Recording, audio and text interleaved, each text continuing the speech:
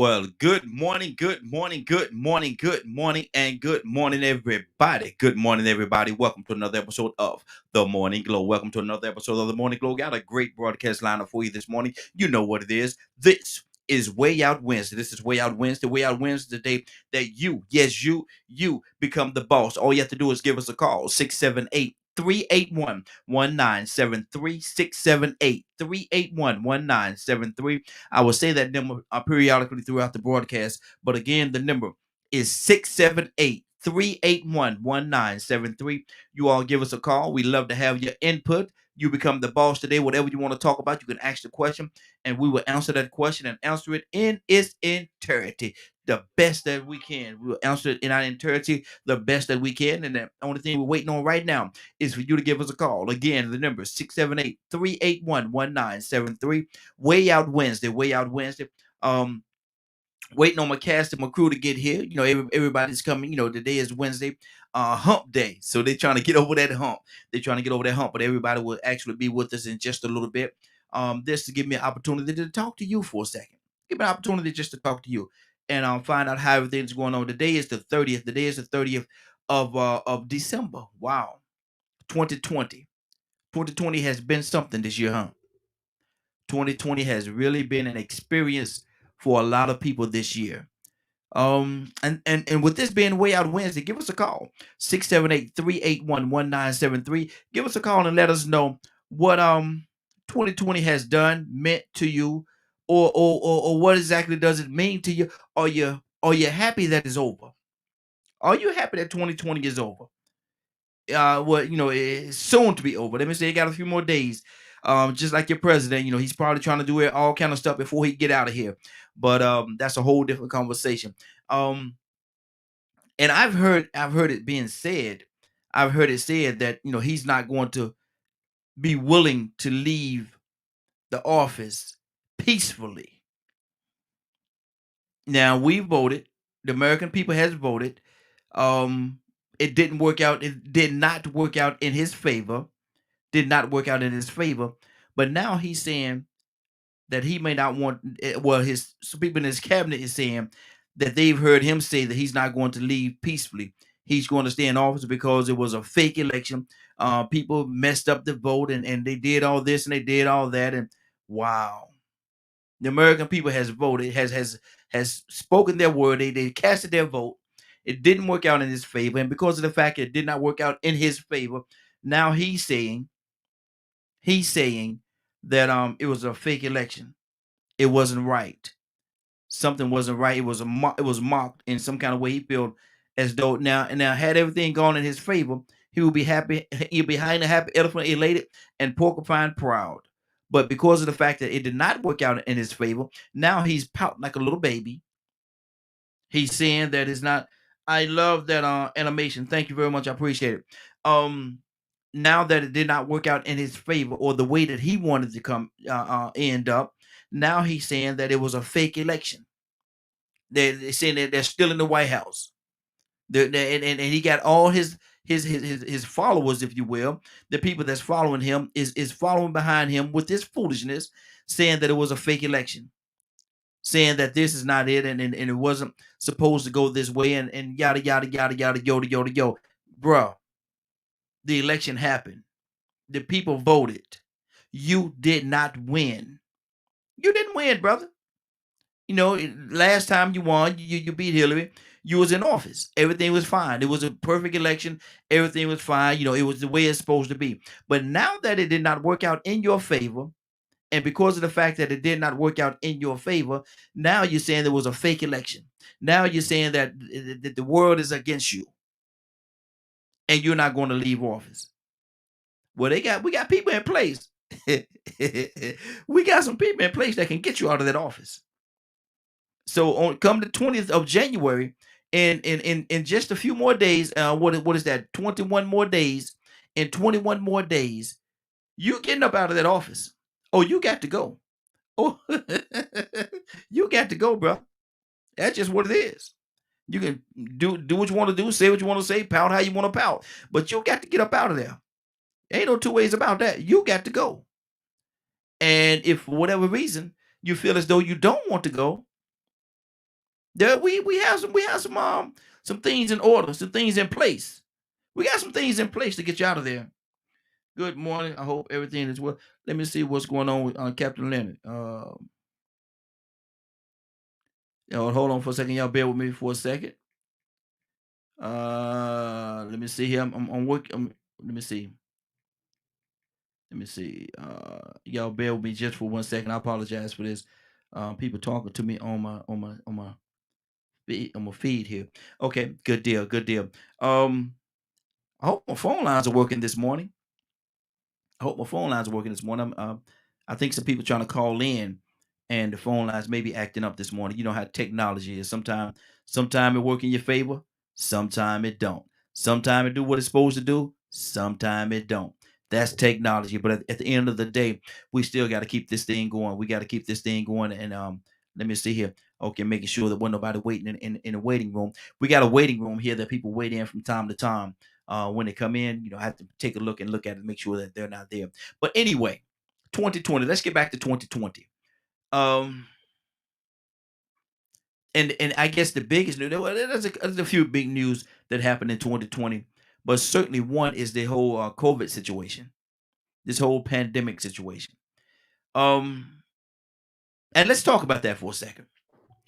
Do you think? Do you think that your president, number 45, President Trump, how do you think he handled the whole pandemic situation? Do you think he handled that thing properly? Do you think he did the things that he was supposed to do? Because I know words that came out of his mouth said that he didn't want to startle the American people. And in him not wanting to startle the American people, you got to understand hundreds of thousands of people, listen to me now, hundreds of thousands of people have lost their lives because he don't want to startle. Listen to those words now. These are not my words. These are his words. He don't want to startle or shake up the American people. So he just decided that what he would do is conceal that information, hold that information from the American people, and do nothing, do absolutely nothing towards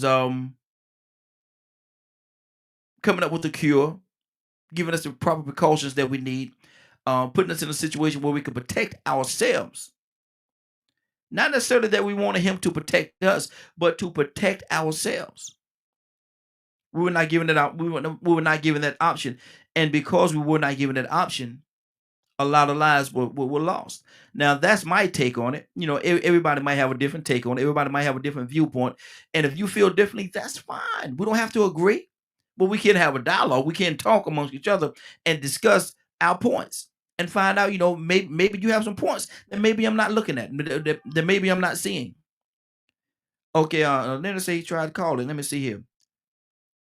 Let me see here. Y'all bear with me for a second. I'm trying to. Let me see. Y'all gonna hear some ringing sound for a second. Y'all bear with me. I apologize, but I'm trying to. He said he tried to call in, so I want to make sure. There we go, Captain Leonard. Yes, sir. Hey, How are you this morning? Hey, doing good, doing good. I wonder what's going on. Yes, sir. I wonder what's going on. Might be something with the phone lines this morning. I don't know what's going on. Like I said earlier, sometimes technology work the way you want it to work. Sometimes it don't. But Leonard, we're talking about. I know it very well. Yes, sir. Yes, sir. We're talking about well, this is Way Out Wednesday, so I'm definitely gonna ask you, do you have anything on your heart that you want to discuss? Way Out Wednesday. Like Rico say, what do you call the thing? Rico got a whole different name for it. Wet and Wild Wednesday. Yes, sir. But we're talking about 2020, and what type of year was 2020 to you, Leonard? And are you happy? Because it'll get one more day and 2 more days is 2021. So would you be happy to see 2020 go? Well, man, it's like this every day to me. I go by the day. My life is like that. I have to go by the day. Mm-hmm. You know what I'm saying? I'm just so glad that I have today. Yeah. That's all good. Them days before today, mm-hmm. I don't let them go. Mm-hmm. I don't let them go, bro. Mm-hmm. Yeah. Because they're gone. Yeah. I mean, I can't obsess over those types of things. I can't obsess over misery. I can't obsess over things that didn't work out. I can't do it. I'm not going to do it. Yeah, yeah. Because is that a part? And I love that, Leonard, because that's almost a part of you saying that instead of holding on to it and grasping onto it, you got to let it go, because you're not gonna let it take any control over your today, over your moment now. That's exactly, man. You hit the nail on the head, because it'll get to the point where you don't want to talk yourself into not being able to face 2021 with optimism. You know, I'm always a forward person. That's good. Sometimes it's amazing to me, and I believe a blessing. I'm a very absent-minded person, and one of the blessings is that I don't get wrapped up in yesterday, and I'm so thankful for that. That I don't have the spirit to obsess over those things that way, and I pray for people who do have that issue. That's good. But sometimes it's almost like things are disappearing behind me. And one of the things that I speak. Good morning, Benji. How you doing, man? Ain't seen you in a while, Benji. Hope everything is well with you, brother. If you got a chance, give us a call. We'd love to have you. But one of the things I talk about all the time, Leonard, is the rear view mirror. The rear view mirror. And I tell people, and it's pretty much what you're saying right now, because that rear view mirror, if you're driving and you take an opportunity, you're looking at rear view mirror, what you're going to see is what's behind you. You know, and see, if you're driving and you're looking at that rear view mirror, what you see is what's behind you. You're not going in that direction. That's right. It's impossible. Yeah. Go ahead, take it, brother. I threw you the alley-oop. Go ahead, take it. It isn't. It's just so impossible for you to move forward looking backwards. Yes, sir. I'm a big history fan, and my ancestors and things like that, and I study that, but I don't try to live their lives. That's good. And a lot of people are. I hear a lot of people reminisce about the past and the good old. They couldn't have been that good. About the good old days and blah blah blah. If they were so good, how come you couldn't make them last? So they weren't that great. Yeah. And hold on now. You just went somewhere with me. You just took me somewhere. Make America great again. Make America great again. You talk about them good old days and all of this and all that. But let's talk about this Make America Great Again situation that number 45 is talking about. We got Badger with us. Good morning, Badger. Let's talk about that Make America Great Again. What exactly does that mean to you, Leonard? Well, it doesn't mean anything to me. I think, when you talk about Make America Great Again, great at what? We had a great industrial revolution. It was a great industrial revolution, great advancements in science and technology. But we still had racism. We still had sexism. We still had all types of murder and everything that you can think of. We were great at killing other individuals. Well, I mean, what's the great part? What do you what do people feel? You say, Make America Great Again. If you ask them how, they can't tell you. What are you trying to go back? What are you trying to get back to? What is this great? Yeah, go ahead. Right. What do you mean when you say what you say? I'm a big stickler about that. What do you mean when you say this? If you can't explain it, don't say it. Yeah. I get on my kids about that. Talk about what you know. Ask questions about what you don't. Because that's very important. You just can't sit here because one, if we like how you say peel back the layers, what do you mean? Yeah. From what angle are you coming from?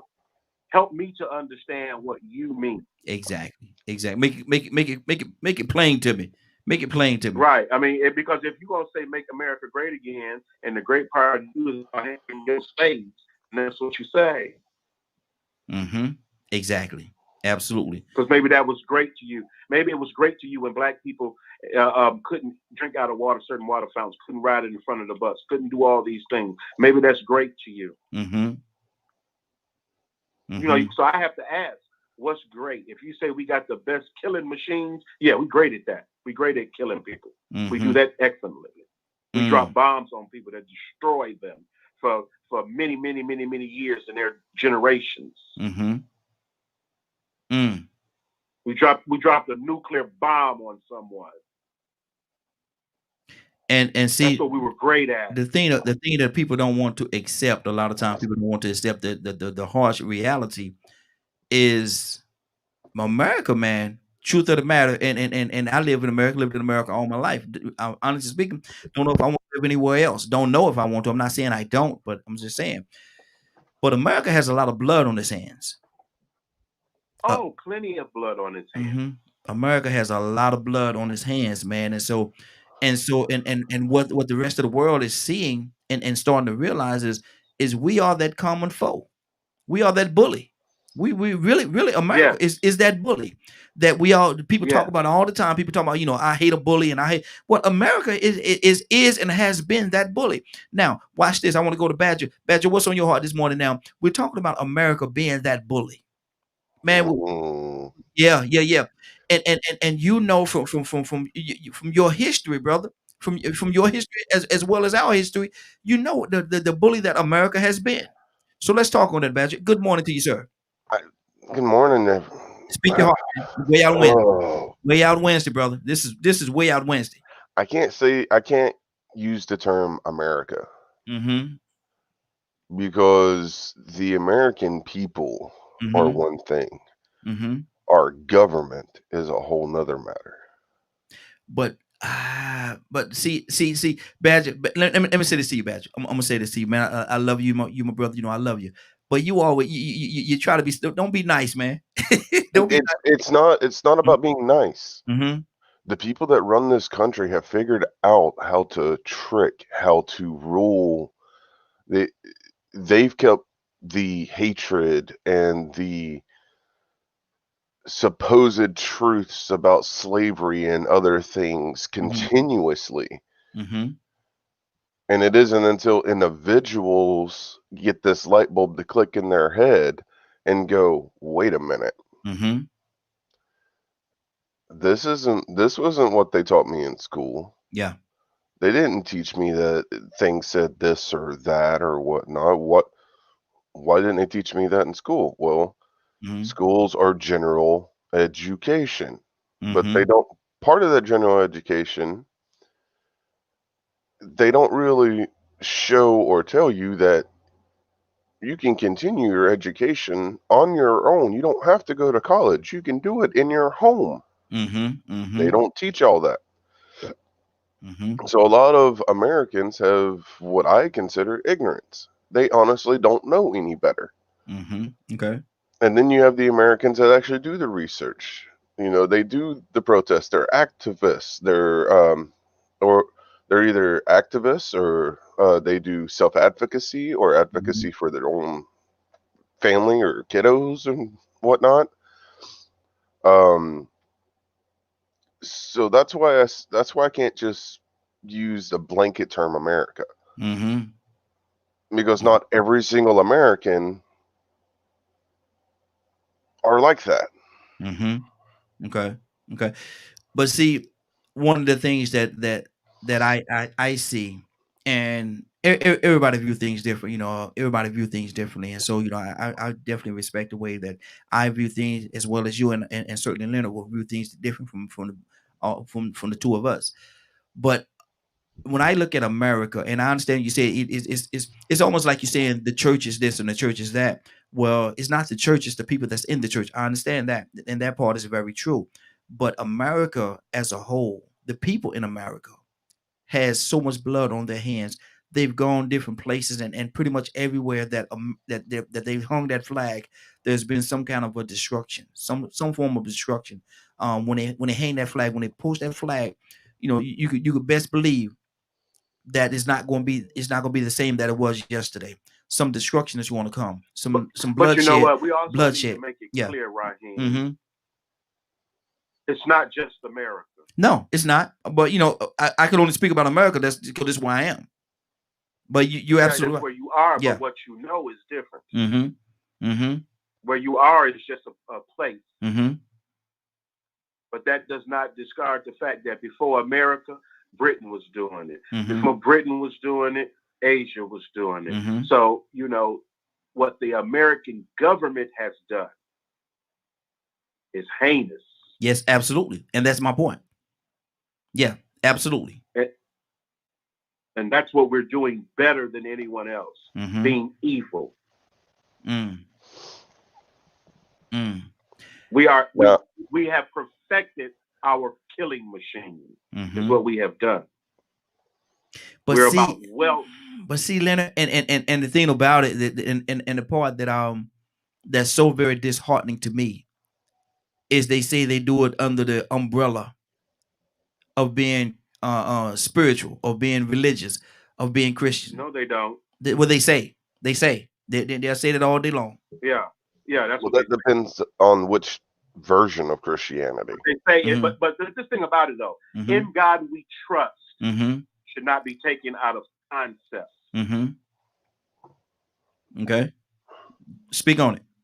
See, America has never been a Christian nation. But they say it's built whether you want to believe the propaganda or not. There you go. We have a freedom of religion here. So it's never been that decent Christians started this. That's not the case. But the God we trust issue didn't show up till when? You know, when money started getting printed. So you know, that's propaganda. Yeah.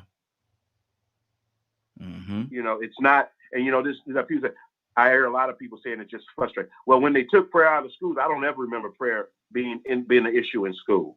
I'm not that old. I'll be 50 next year.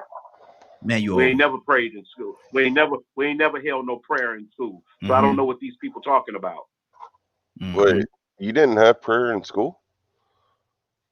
No. I had prayer in school when I went to school. Yeah, that's what I'm saying. It must be in certain places, but I don't remember ever having prayer in school, ever. I don't remember that. Honestly speaking, I don't remember that. Yeah, I remember us saying, put our hand above our heart and saying the Pledge of Allegiance, but I don't remember. I remember the Pledge of Allegiance. Yeah, but I don't remember prayer either. But I say pledge to different flags as well. So I can tell you, I ain't never done no prayer in school. Wow. Because of freedom of religion. Okay. Well, that's what wasn't that what the moment of silence was for? This issue where people are talking about God this and God that. You're not a Christian. Okay. Did you hear what Badger just said? What's that? Say it again, Badger. Wasn't that what the moment of silence was for prayer or whatever else you wanted to use it for? That's what if you had a moment of silence, it was so you could exercise your right to do what you want to do. Oh, I guess I don't understand the difference. Goes to me, if it said to be used for prayer, then you were praying. You could pray in school. You could not pray in school if you didn't want to. But we did not have formal prayer in school. Nor did we have moments of silence. So when I usually hear about that, I'm very curious, because some people must have been forced to pray in school. I'm not sure, but that goes against everything I stand for. You saying forcing some? Well, I don't know if I want to say forcing, but allowing individuals the opportunity to pray if they wanted to. That you say that goes against what you believe? I pray every day. I've always prayed. It didn't have nothing to do with school or nobody else. Yeah, I'm with you. Okay. You can't stop me from praying. That's good. It was never an issue where you know, like people say prayer. I'm still trying to figure out, you know, what they mean by prayer in school. Let's how many prayers are you going to say? Okay, we got another young man that's with us. He a little younger than us, so he might be able to explain this thing to us. Donna Tucson, good morning, sir. How you doing this morning? Imagine why you laughing, man. Imagine why you My laughing. friend. Hey, Donna, do you remember ever having, and this is way I win, so I'm asking everybody what they want to talk about today. But do you remember prayer in school? Hey, Badger, go to your right a little bit, Badger, so you're in the middle of the screen. Good Right there. morning. Good morning. Morning, sir. Good Good. morning. Reginald is his own. His own Yes, sir. people. Do you remember having prayer in school? Way up. Uh-oh. We lost him. He smiled and then his camera went out. But but I'm trying to like I said myself, I really don't remember. And Badger says he does, and he's a little bit younger than us. And so, if he remember, we should as well if he was there, but I don't remember. No, that's what I'm saying. Everybody wasn't forcing people to pray. Mm-hmm. And I'm very I'm a Christian, Mm-hmm. but I don't believe in forcing other people to be Christian. Yeah. Mm-hmm. Exactly. So I and I can honestly say, I'm like I said, I'm almost 50. Mm-hmm. Never remember prayer ever being an issue in school. Ever. Mm-hmm. Now I do. Now I can say this when I lived in Hawaii, I can say this. And it wasn't nothing that the school did, but there was a group of individuals that used to get together. And they used to get together and go to their own. They had a little special place that people we knew they was gonna be there, and they would pray every morning before school started. There was a group of Christian people over in Hawaii, and they did this every day, every morning. They would come together to get to school. They go to their section. If you want to come and pray with them, you could. If you didn't want to, you go ahead and do what you're gonna do. I do remember that, but as far as a whole, where they say like a Badger say the moment of silence, I don't remember that. In elementary school, I had a teacher that told me she wouldn't use the term moment of silence. She would tell us that we had to pray. Mm-hmm. I grew up in South Carolina. Mm-hmm. Because I was sitting here thinking about the wordage, and I'm like, I'm making sure I'm wording it right, and I'm like, no, I remember praying. So I think it was more of the teacher forcing it on the kiddos, Okay, and not letting it be what it was. That's usually what it was. Mm-hmm. Wow. 678-381-1973. 678-381-1973. Give us a call. We love to have you. This is Way Out Wednesday. This is Way Out Wednesday. We talk about whatever's on your heart. So give us a call. We love to have your input today. And if for whatever reason you have any issues with the phone line, because Leonard has some issues with the phone line this morning. If you have some issues, send me a message and let me know. So we might have to shut the line down and bring it back up just to make sure we have the proper connection. Donald was in again a second ago, and he having some he having some technical issues this morning. But Leonard, yeah, that's the thing right there, man. I don't remember it, man. And even if it was there, would you have participated in it, Leonard? No. Mm-hmm. Because I'm strictly a freedom of religion person. Mm-hmm. And I don't impose my religion on other people. Mm-hmm. Okay. So never would I ever participate in anything like that. Like I say, I pray regularly. Mm-hmm. So it don't even matter what you talking about. Yeah. So you wouldn't do it as a group. You're not gonna stop me from praying anyway. Mm-hmm. But see, some people just love to pray. The Bible say you got to be careful of them people that love to hear themselves pray. Yeah. Because they're those vain, repetitious prayers. And practice prayers. I've been pretty much an outspoken person since I was a child. So I was outspoken about this in the church as well. Because if you're gonna ask me to pray and then go behind me, then you pray first. Yeah. If you think your prayers are better than my prayers, you pray yourself. And I was telling my father, my grandfather, the pastor, and everybody, what makes you think your prayers are better than mine? You know what I'm saying? Yeah. And a lot of people, and truth of the matter, a lot of people do them. And I hate to call it this, but it lack of a better term, them practice prayers. Exactly. Those rehearsed prayers. Yeah. There you go. That these people love to hear themselves praying.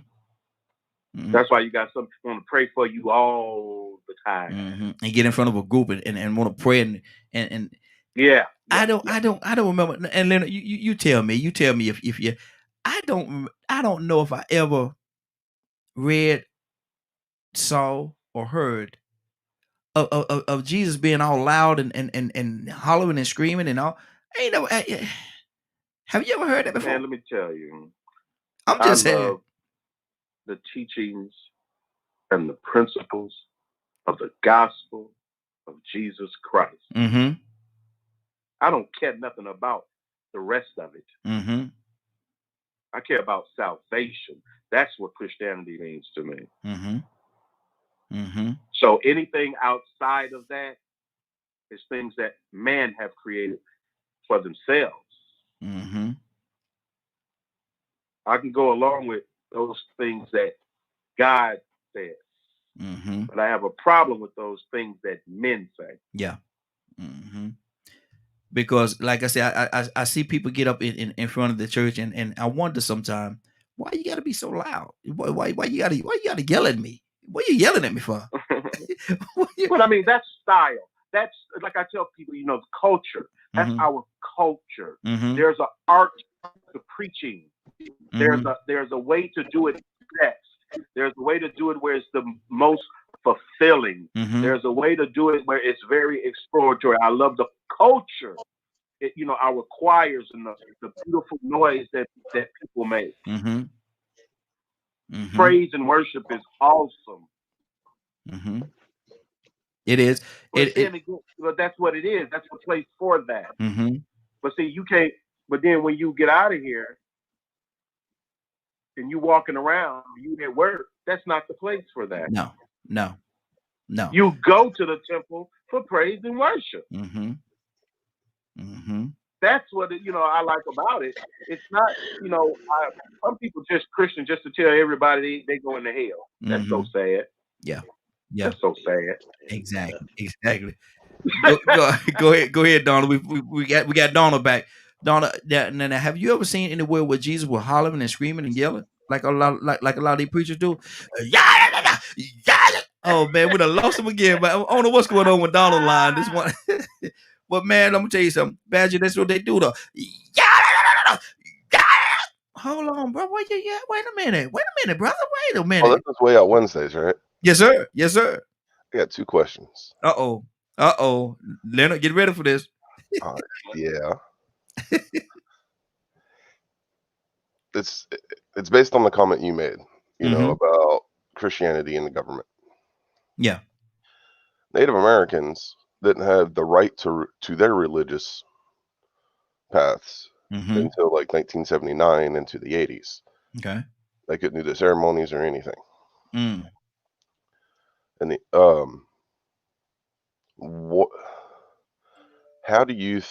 why do you think that was? And wow, that's a good. It's the same reason why China wants to destroy Tibetan Buddhism. That's good. Go ahead, Leonard. Go ahead. It's to destroy your culture. And also, they want to govern the land.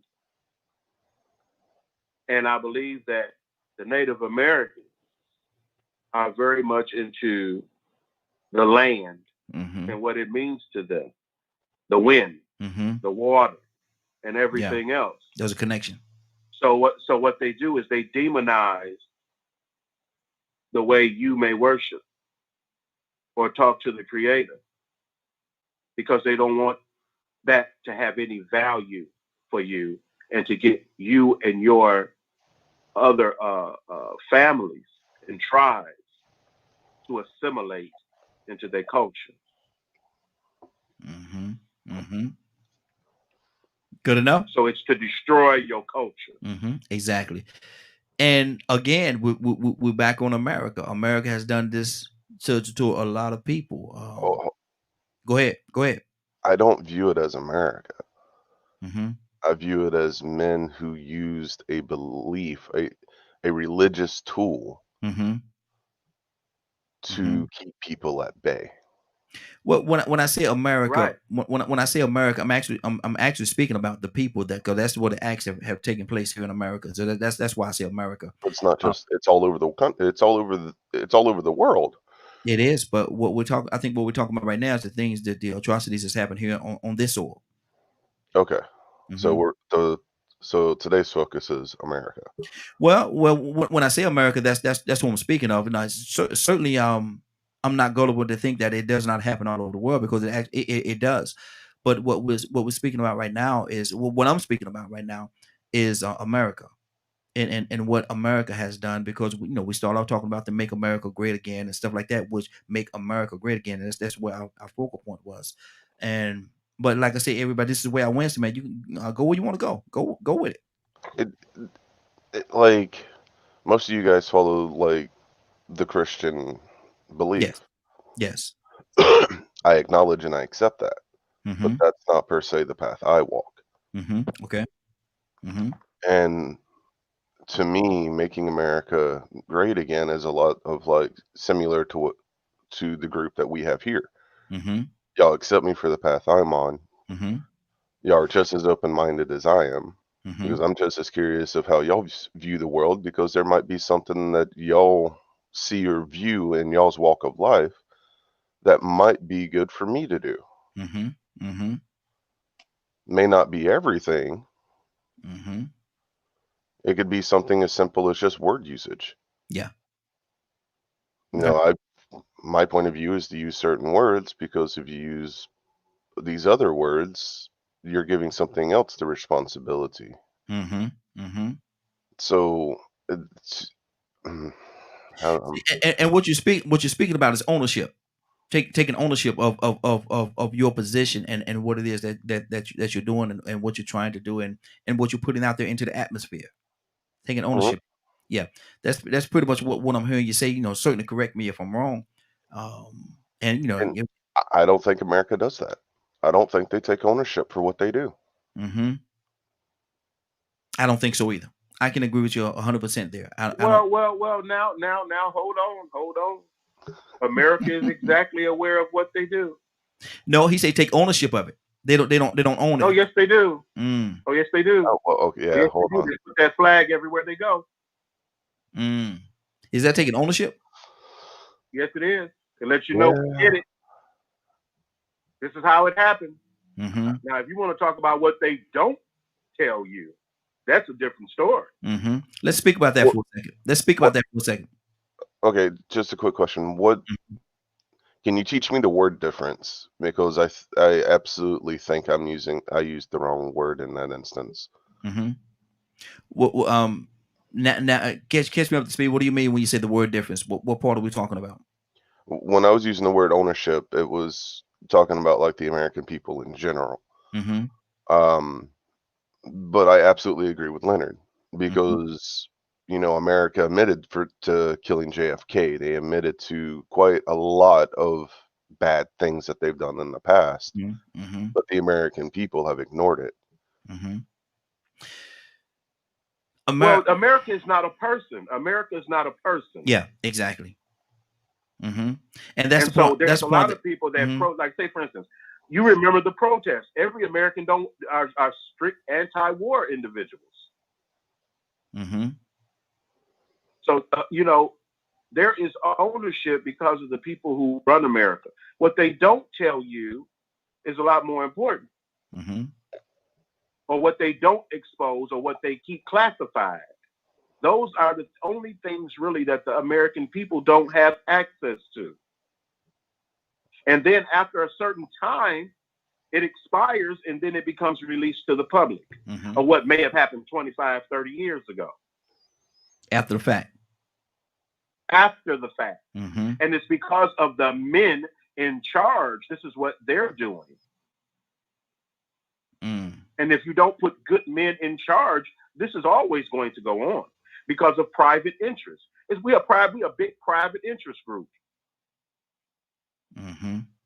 Mm-hmm. All these other people just live here. They just live here. You have some of us who are veterans, who know what it's like not to be a citizen anymore, who give up our rights to become soldiers.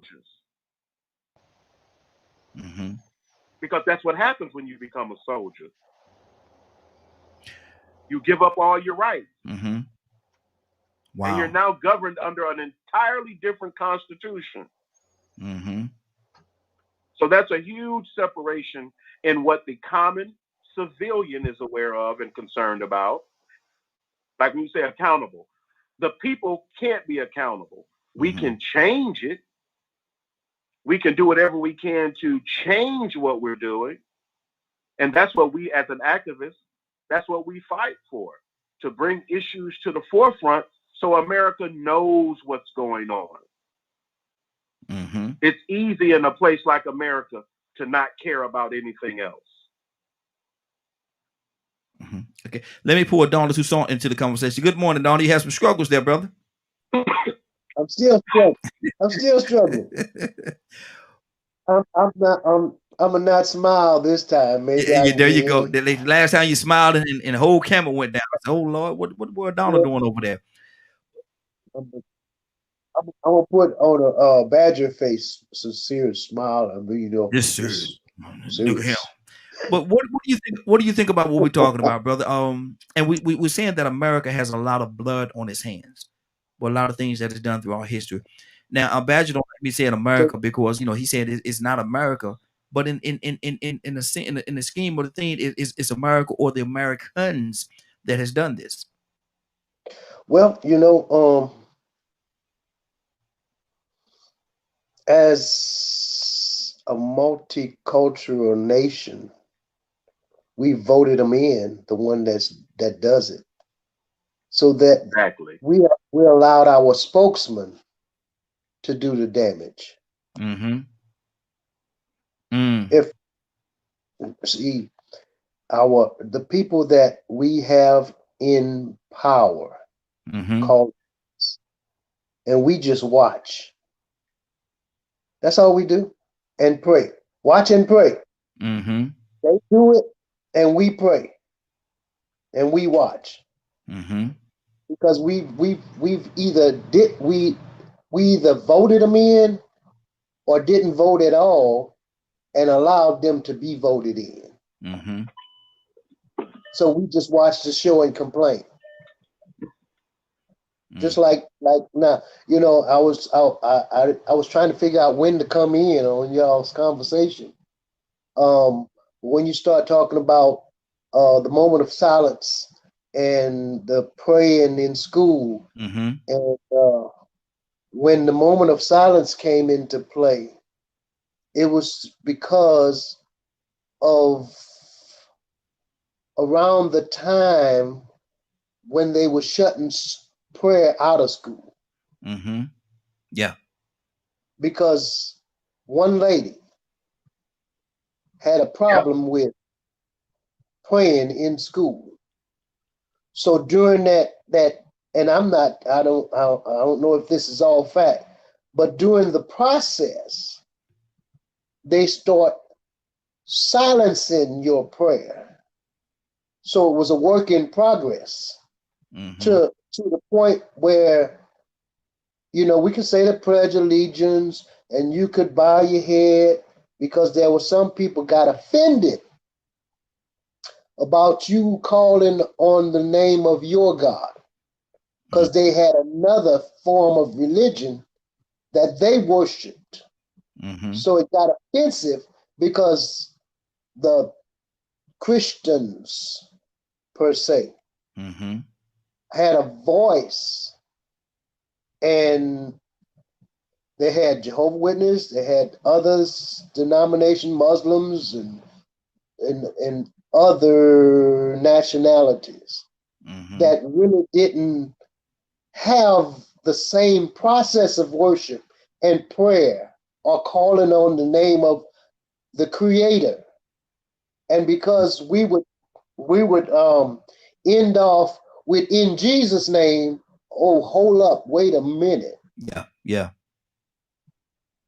So really, when the lady, I don't even know, I'm gonna have to search out her name. She got tired of y'all. She went to proper process. See how important it is to go through the process, going through legislations and one lady shut prayer out of school. One. And from that point on, your silent prayer even got kicked out. Wow. So, I mean, it was just to quiet you down because, and it's not, it's kind of like here we are in this setting. We don't believe the same. We all don't believe the same way, but we have respect for one another. That's what really makes America different from other nations. It's not a dictatorship. It's a free will country. It's supposed to be. That's why they came here, because they had a form of worship that they didn't agree with where they come from. So that if the freedom of worship I don't know, I wasn't here, but I'm just saying. So when they come here with their crooked self, they come with stealing in mind in the name of the Lord. Exactly. That's basically what they come here for. So let's just bring it into play. And I'm not too bright, but I'm not stupid. Say for instance, we so say are coming here to this country. Badger was already here. And we discovered this country. Discovered someone's already living on. That don't make no sense to me. No. You saw the guy that got pulled over pulled over by police. He confiscated a car. Yeah, I saw that. Yeah. And he says, "I'm not stealing the car. I'm discovering the car." Yeah. And discovering the car is not against the law. Yeah. So these people that stole this country and then use people that kind of look like me I'm pretty sure, and y'all correct me if I'm wrong, I'm pretty sure they didn't get off the boat first. They sent people who look like me to go check it out because we would probably be more accepted by people like Badger than the pure white guys. I'm just saying. Go ahead, Badger. Most of the ones that came on the first ship were a mixture of Spanish and English. They even talk about the Vikings being the first ones over here. And some tribes were interested because the Vikings were very tribal mentality. But you forgot about the Irish. The ones that are still fighting for their freedom to this day. The Irish didn't come over as servants. If you know anything about the Irish culture, we're stubborn. Irish people just don't give in. So what made them come over here in the first place? And a lot of the Irish people blended in with the Native Americans. They got along with them. What'd you say, Leonard? People came here for opportunities. Yeah, that's what I was going to say. To pursue their own destinies. So we can never get it twisted. And a lot of people, you have to look at all of it. You can't just look at your part. It's like Black folks love the story of the Buffalo Soldier, but that's not a kind story to indigenous people. Who you think they were killing? So we have to realize that lots of people came here, but some people, they're not always friendly. They're not always good people, and they don't always have your best interest in mind. And you got folks that I'm gonna celebrate my heritage and things like this, but you have to also take ownership for what your heritage has done. I was had a incident with the resistance over in Germany and the Irish and certain safe houses and things of that nature. And like you said, most people, even to this day, are fighting for freedom. And this is what Americans don't understand. There are some people that can't worship the way they want to. They can't live the way they want to. They can't even buy property. Wow. Because the state owns everything. So this is why people came. Everybody don't want a king or a queen. So we have to always be aware. This is what people were looking for, opportunity. The Constitution is great when everyone is considered. But see, even with that, Leonard, it wasn't written with everybody's best interest at heart. That's why I said what I said. Yeah. I just want to put that out there just for people. Maybe somebody missed what you just said. Go ahead, brother. You going somewhere?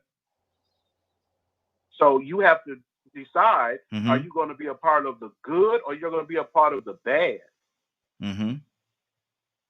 If you, I mean, it don't take but a few hours to study and get a clear picture of what has happened in general. Men in charge seek to kill and destroy other men for their own selfish interests and reasons. The collective should be fighting against that. And those people in charge have no regard for the people that's quote unquote beneath them, in order for them to get the spoils. Donald, what's on your heart, brother? Why can't we? Why can't we get those folks out of office? What's the big problem? Leonard say, call y'all lazy. Because y'all just lazy. Well, yeah, answer the question. I mean, if they answer, because okay, let's take for instance Mr. McConnell, whatever his name is. Yeah, Mitch. How does one man have that much authority? And you represent the people. Even Trump or whoever else is and here's another thing. I never did understand how you can serve a term and if I quit my job, I don't get paid for that job the rest of my life. That doesn't make no sense. That never did make no sense to me. Exactly. And you know what? No matter what we do, we can't do a doggone thing about it. I don't know. I understand. I mean, maybe somebody know more than I do. You could do a lot. You could do a lot about it. However, it is not like, say, for instance, it's not always what one person or two people think. We have laws in place that provide for this. So it's not going to change unless you get enough people that want to change it. The only people that want to change it is the people not involved. And so I always get, because I'm black and I know I'm more familiar with black people's opinions or what have you from listening to them forever. We ain't got it. We don't have a great concept of government. We really don't. Because some of us want to change the rules every single day. Whenever we get a wild half out behind, we think it's great for everybody else. And so you go and you make a law because that's what you want. And now you disenfranchise thousands of people. Because of that wild Mitch McConnell is in place for the very simple fact those few people where he's from support him. He almost lost this last time. He had a good challenger this last time, this young lady. However, enough of them did not get behind her to do what we're trying to do in Georgia right now. This is why the whole world how are the numbers Georgia looking to get these people out of here. How are the numbers looking right now? Are they saying anything? Or is there any projections? Well, based on voter turnout, it should be pretty good. It should be pretty positive. Okay. So hopefully, People will even show up in greater mass. You even have the Republicans now doing what so many black people do all the time. That really undermines their ability to do anything. We ain't gonna vote. Good, don't vote. That means my side wins. I want all y'all Republicans and stuff to be so mad that y'all don't go. Y'all so frustrated, like black folks. It don't matter. It don't. You see how much it matters. See, you've been a fool all this time. From the time your people died marching for the voting rights till now, somehow y'all fools don't got crazy again, and people sitting around talking about voting don't matter. Yes, it does. It has always mattered, and this is why they were killing you, because of it. Exactly. Because it matters. And it really does. Badger, you said last night that you had something that you wanted to talk about today. What's on your heart? Well, we kind of talked about it a little bit. You know, and I want to answer a question Donald just brought up too. Go ahead. It's called the right of revolution. And I've known about it for many years. Because there's also stories of people or groups or organizations that attempted to do this, and most of them have disappeared. So there's those stories that get passed on as urban myths, I guess is a term that a person could use, of, if you stand against this government, the suits will come for you. And that instills fear in a lot of people doing what they feel is right.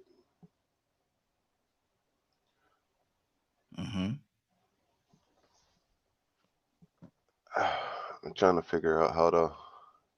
Just say it, brother. Way out there to say it. It's easier to just say it for some people. Whisper it to me, I'll say it. I have no doubt you or Leonard will just up and say it.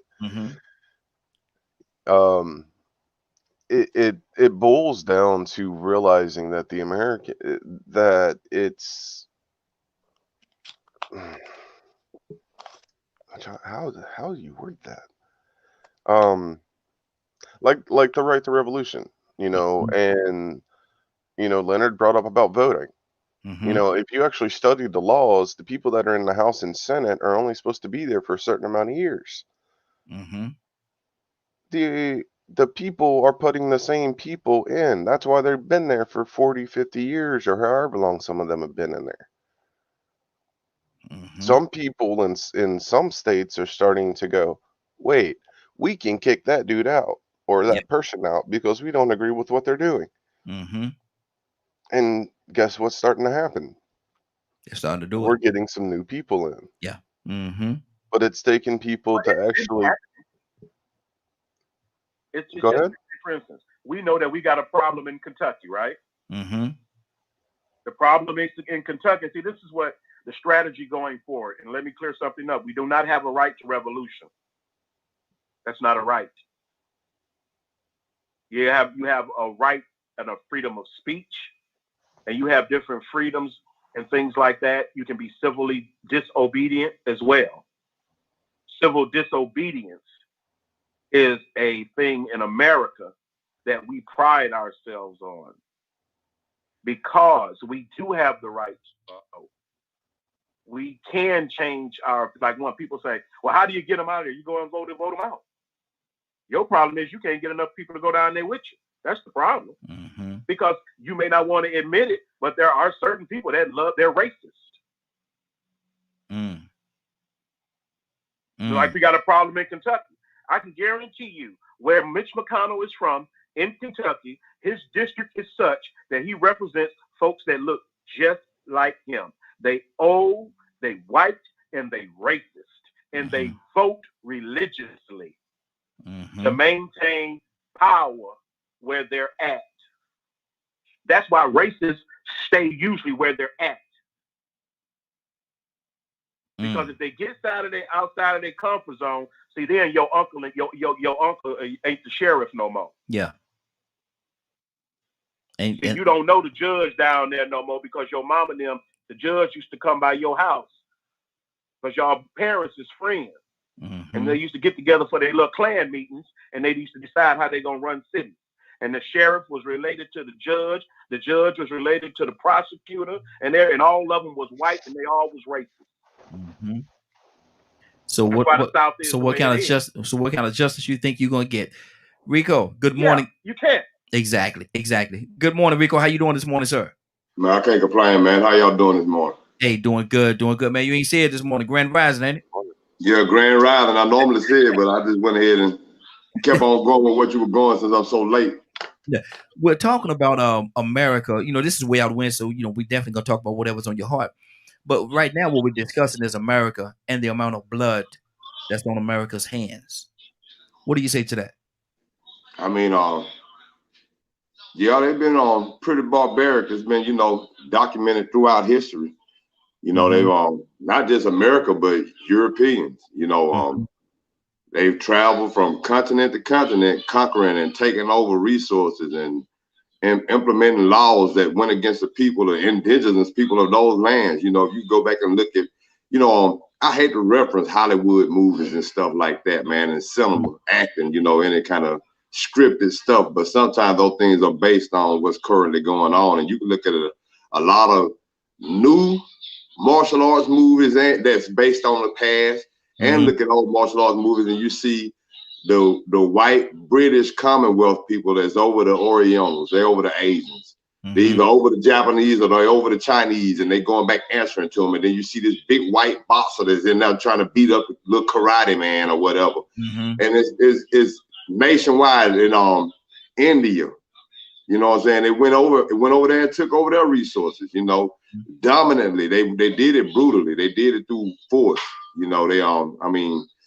Everywhere they went, they pretty much played benevolent. And then if you went against what they were going to do, they're going to drop these weapons on you and use them weapons that nobody else had and the mindset that nobody else had. And that was, to say, hey, we think we better than everybody. So what we say goes. And if y'all don't cooperate, then y'all savages, we're going to kill you. You need to be exterminated. So it's been documented throughout history, and it's amazing. It's amazing you say that they deem everybody else as being the savage, and they're the one doing the killing. Exactly. They considered it doing it in the name of God.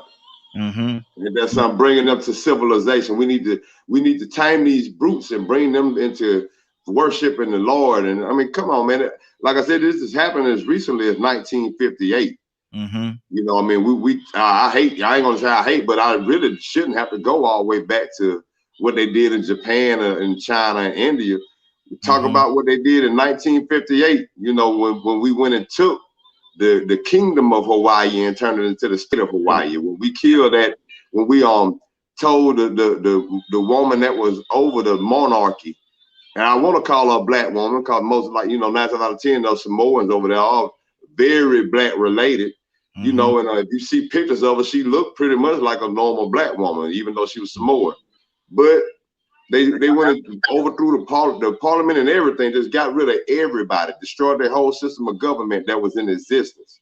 And that was in 1958. Wow. Less than 70 years ago. I mean, so there are Hawaiians around right now that remember what old Hawaii looked like when it was its own kingdom, compared to now just being a territory of the United States. Exactly. Settle back, if you will. Still kill Christians. They still kill, and that's one thing Rico has to understand, brother. You ain't got to go back to 58. They still killing Christians overseas in some places. Yeah. Exactly. Donald, talk to me. The great state of Texas. Mexico. Thank you. I mean, that you got most of the country right there. Right in Mexico, which is really Mexico. That's why they want to keep them off the border. Why is that so important? I don't know. Why has that been the target? I just that just clicked in my mind. I ain't got much mind, But why is that so much of an importance? They didn't try to block the border of Canada. That's a border. Yeah. White racists. Ain't that amazing? They do when they're in charge. Wow. I got a question for Badger. Okay, Yeah. go ahead. And as far as what they were taught, because as I was mentioning, the indigenous people were tied to the land. So this is why they did not do a lot of things that other countries and civilizations would have done. Was there any efforts for indigenous people to explore the world? Not that I've been told. I didn't think so. Like there is a story that the Cherokee or the lost tribe of Israel, and they crossed the land bridge to get over to North America and came through. Right. So there is that story. And then once that happened, they didn't really make the ships and stuff that other countries and whatnot made, because you have North America and South America and then Mexico. You know, that whole works, you know. They're land people. Yeah, they called it Turtle Island. Yeah, they're land people. Exactly. We got a couple of calls on the line. Let me go to the let me see, 816 area code. 816 area code. What's your name? Where you calling from? Good morning, everyone. Good morning. Good morning, Kay. How you doing? Oh, just as blessed as can be. There you go. K with the E. K with the E. Kay, you know, this is Way Out Wednesday, so I want to ask everybody what's on their heart. But what we're talking about right now is America and the amount of blood that's on America's hands because of what it's done throughout history. Kay, what do you say to that? You said because of a lot of blood that's on America's hands? Yes. That's still adding to the American hands? Like, wow. I mean, I'm trying to get an understanding of it, because it's not like it was history. It's still going on. So it's not history because it's still going on. And what can we do about it? That's a hard thing too. All we can do is just pray, because it's black on black crime. We went from slave crime to black on black crime. And I look at it like, I tell my children and my grandkids, when they get into it with people, I squash it. They mad at me. Mama, I always say, I'm going to call mediation. I'm going to call the police. I'm going to call, y'all need some mediation or something. Y'all not getting ready to be funking with each other in the same neighborhood, hung out with each other. Now y'all mad at each other. Y'all not going to do that. Y'all ain't had enough of slavery stuff. Like, y'all not tired of things happening to us in our race? Like, when are y'all going to get tired of it? So we got to get tired of it. And we need more parents and grandmas to not hide the guns and take the guns. See, my kids can't come to me and say, Mom, I need to put this up. No, you don't. Oh, I'm going to say, yeah, go ahead, put it up. When they come back for, Mom, what you do with that gun? Gave it to the police. Mom, you gave my gun to the police. Yes, I did. When my son was in jail and he called me from the cell phone, I said, don't call me from the cell phone no more. I'm going to call them people and tell them you got a cell phone in there. Yeah. The next day, they went and got that phone from him because I was serious. You in there to come home. Yeah. You ain't in there to keep doing stuff to add to your time. So I don't uphold none of it.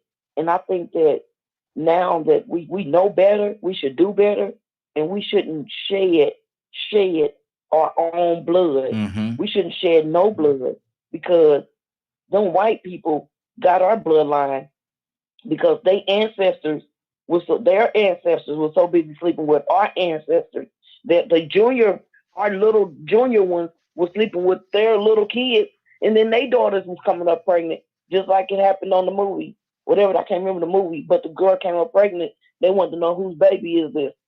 The baby was black. That's a true story. People don't understand. I mean, that happens in real life. Yeah, that was they put it on the TV screen, but it happens in real life. So that's why they say Black Lives Matter, because in God we trust, they got our bloodline. So we just gotta quit shedding our blood, our own blood. It's an ongoing thing. It's no longer history. It's happening in today's time. And it's not slavery doing it. We're doing it. Exactly. It's bad. Toya with a T. Toya with a T. Good morning, young lady. How you doing this morning? Good morning, family. I'm good. How are you guys? Hey, doing good, doing good. We're talking about the blood. That was a real happy. That was a real enthusiastic. Good morning, Leonard gave to you just now. Good morning. Well, listen, y'all. That was a real enthusiastic. But Toya, we're talking about the amount of blood that's on America's hands, and like Kay just said, it's never ending. But what do you say to that? The amount of blood that's on America's hands because of the deeds that America has done. Well, I'm not going to be talking about the land like that. I can talk about these white folks. Excuse me, people. You talk about people. It's not America. That's something that's really starting to bother me. America is the land, man. You talking about these humans walking around here doing stuff they ain't got no business doing, man. But I tell you, I've been doing some, not even no research, honey. I just saw a story about data-driven technology that can influence us to do things we normally won't do. And I think about this all the time, man, because when I look around sometimes just at my folk again, I look at my folk. I don't know how white folk do, black folks, I know. Chinese folks, I don't know how they do. But my folks, I'm like, there's no way. It's got to be something, Lord. It got to be something. And I just feel like there are alternate things going on that we probably just don't understand. From the food, there are multiple things that I believe that's allowing our mindset, I guess it is, or whatever is going on, because I just can't, I just don't get it. You know what I mean? And coming from that place, it's like I know what you took on, but something is different. And I just believe that there are other components that's influencing us to do these things. I mean, seriously. But hey, man, we the people, we got some stuff going on when it comes to blood on our hands, man. But let me tell you something. It is what it is. Either you're going to be on top or you're going to let somebody else be on top. You know what I'm saying? So America, from on a whole, it's not just about black people. It's about the whole world. The whole, they done. America is known to go jack up some stuff, but we are also the most, powerful country in the world. So you gotta have everybody scared of you to stay on top, But America got some what we doing right now. We're going to be paying for the roosters come home to roost. That's where we are right now. You know what I'm saying? And Kay is right. It's us on us. Everybody I talk about, it's like, I believe Black Lives Matter, but we don't matter to us. So how are we going to convince them that we matter to them when we don't even matter to us? So, that is a huge topic floating out of people's mouths. But listen, it's the price we got to pay overall as a whole. You know what I'm saying? Black folks, white folks, Chinese, we all us humans got some issues, man. Some serious control issues, man, for real. And I just feel like this is a season that we're about to pay the cost for all of those deeds. That's good. That's good. And I'm going to go to Goddess because I'm going to hear her heart as well. But my thing is, we're not here, and I don't want people to take away from we're saying this is a black, white, orange, purple, or green thing. It might be a green thing dealing with the money because everything ties back into economics. But we don't want people to think that we're bashing any particular group of people. We know that together collectively, if we all come together, we can make a very positive and a powerful influence. Even during the King days when King marched, there was a lot of our Caucasian brothers and sisters that marched right along with him. And they was right there with him the whole way. And collectively, they got things done. So I don't want people to think that we're bashing anybody. That's not what we're doing. But we are speaking. We're going to speak what's on our heart now. Goddess, what's on your heart? What's on my heart is I am an advocate for I'm just going to say I'm very much pro-black. Does not mean that I'm anti-white. Yeah. Okay. That's good. So I want people to understand that. And ignorance is bliss.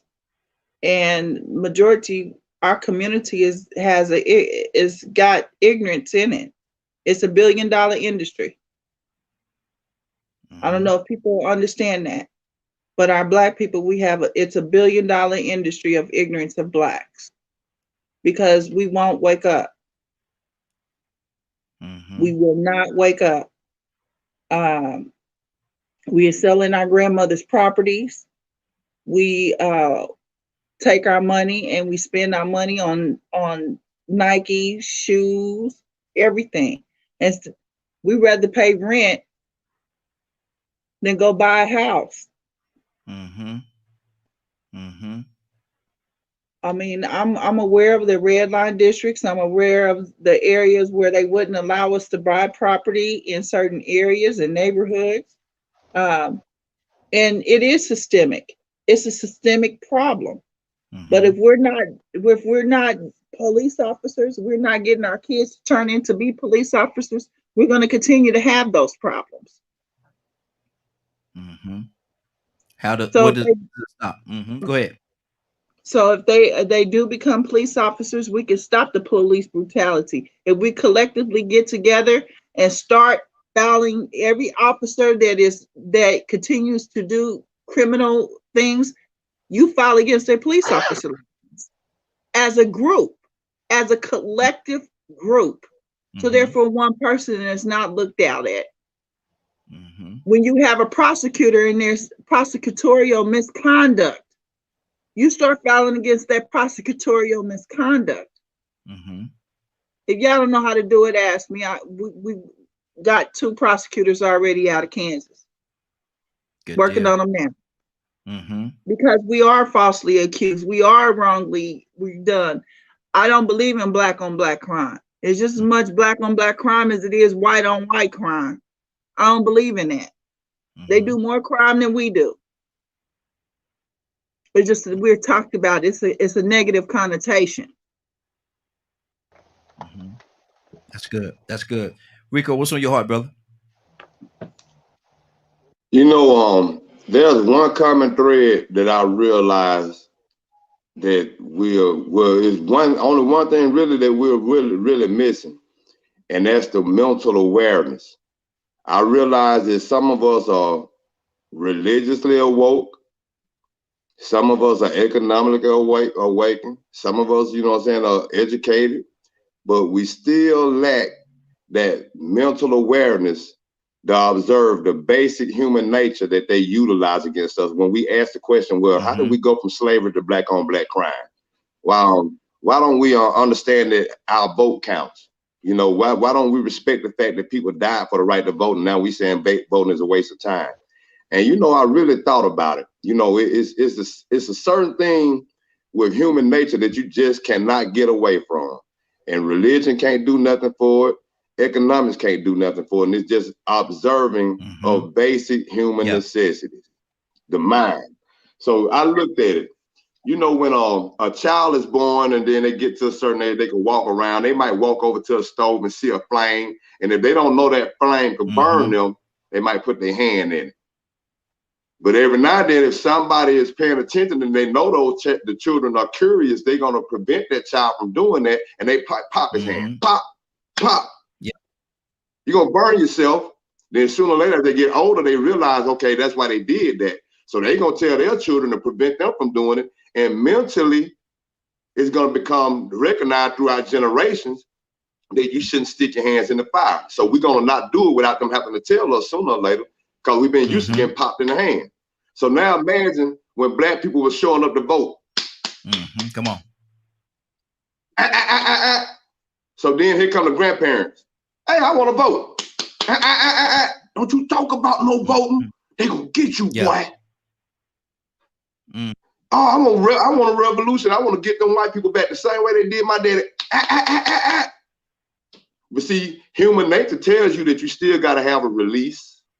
You're still going to have emotion. You're going to have the same basic human functions as every other human, but yours are restricted. So you got to find another way to release it to those that are nearest around you, the ones you have access to. See, if they limit your access and control your access, you still got to exert your human function. You're gonna have some sex.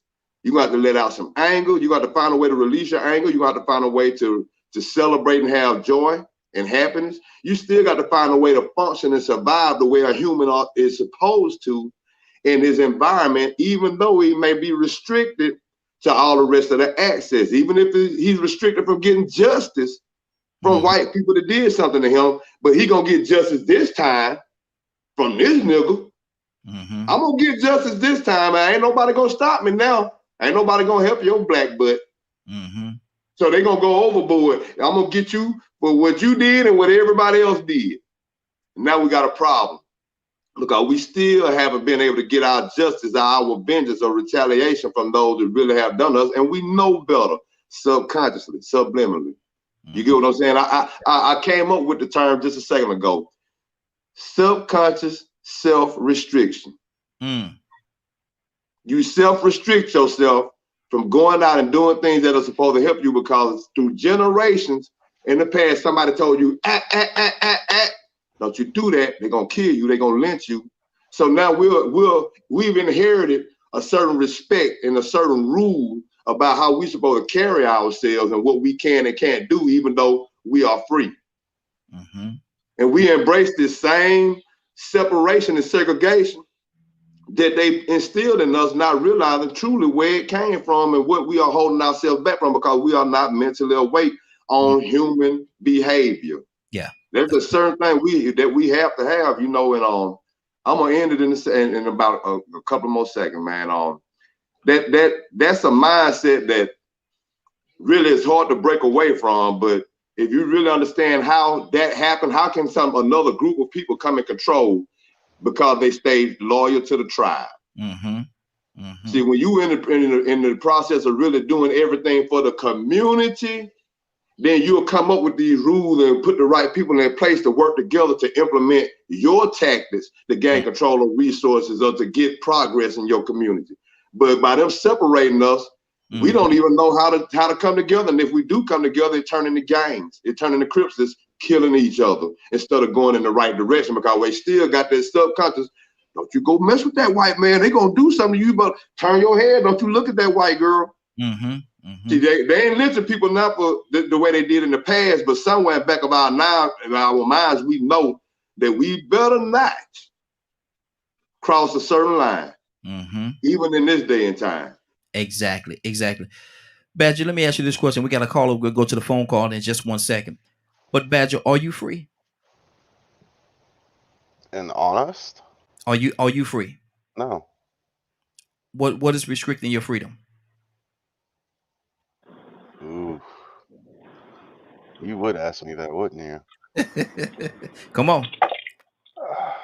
I don't know how to say what I talked to you about on the phone, because I'm really nervous about it, to be fair. Okay. Well, let me ask you, and we're not gonna personalize it. Are any of us free? Do any of us really have our freedom? No. Not a single race in America is free. Not a single one. Why you say so?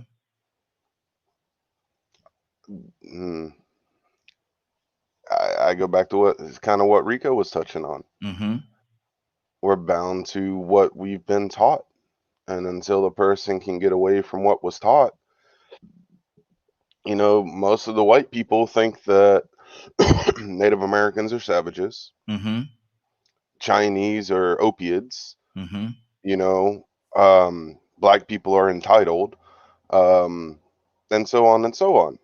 And then if you go into the black culture, like the things Rico said, you know, the races are kind of mixed on what the perception of them are.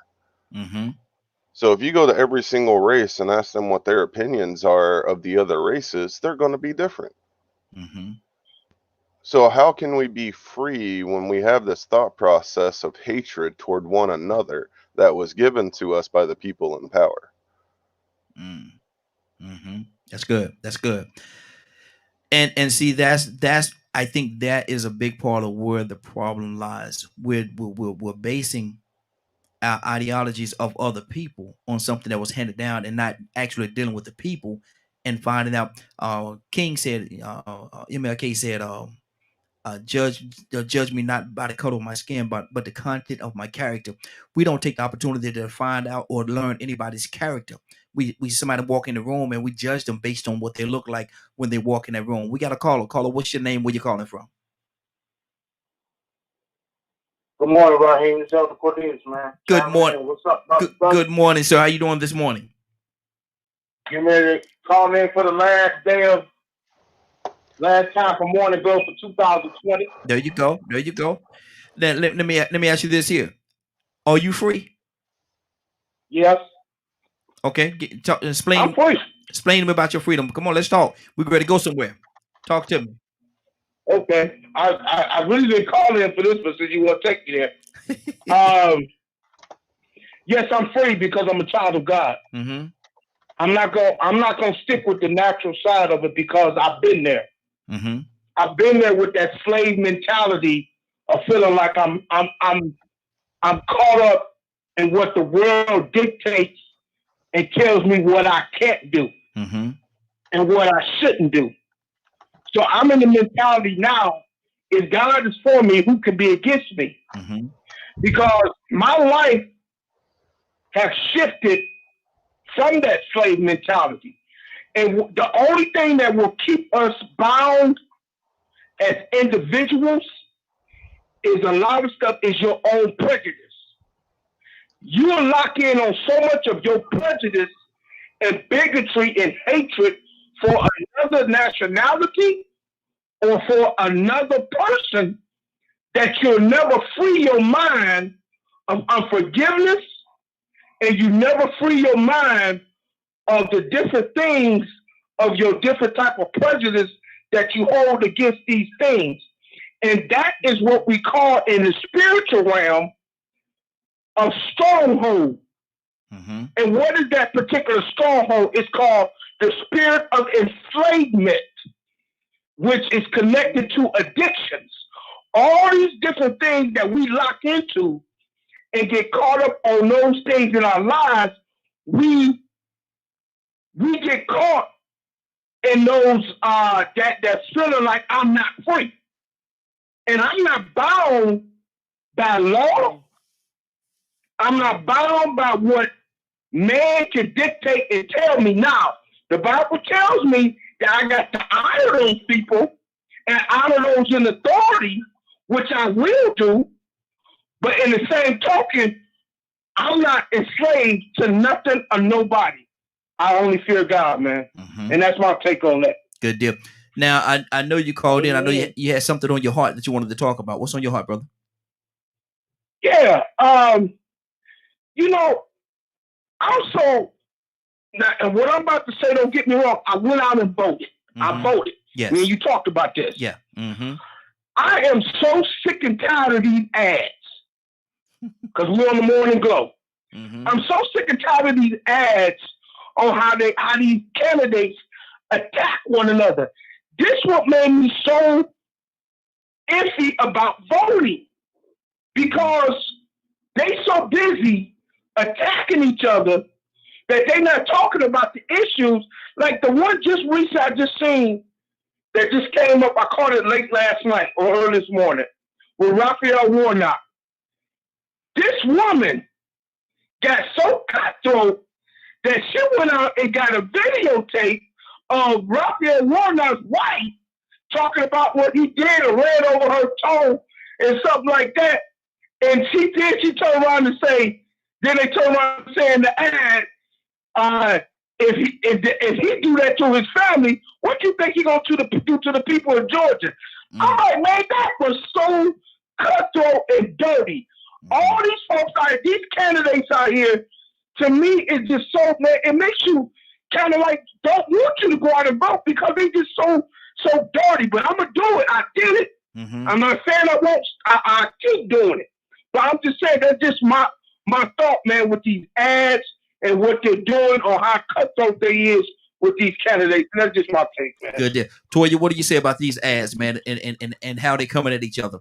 And what should be the limit? Should the family be off limit? You know what? I was just saying that myself the other day, man. Like, what in the world we got going on? No. I just don't think it should be done like that. You know what I'm saying?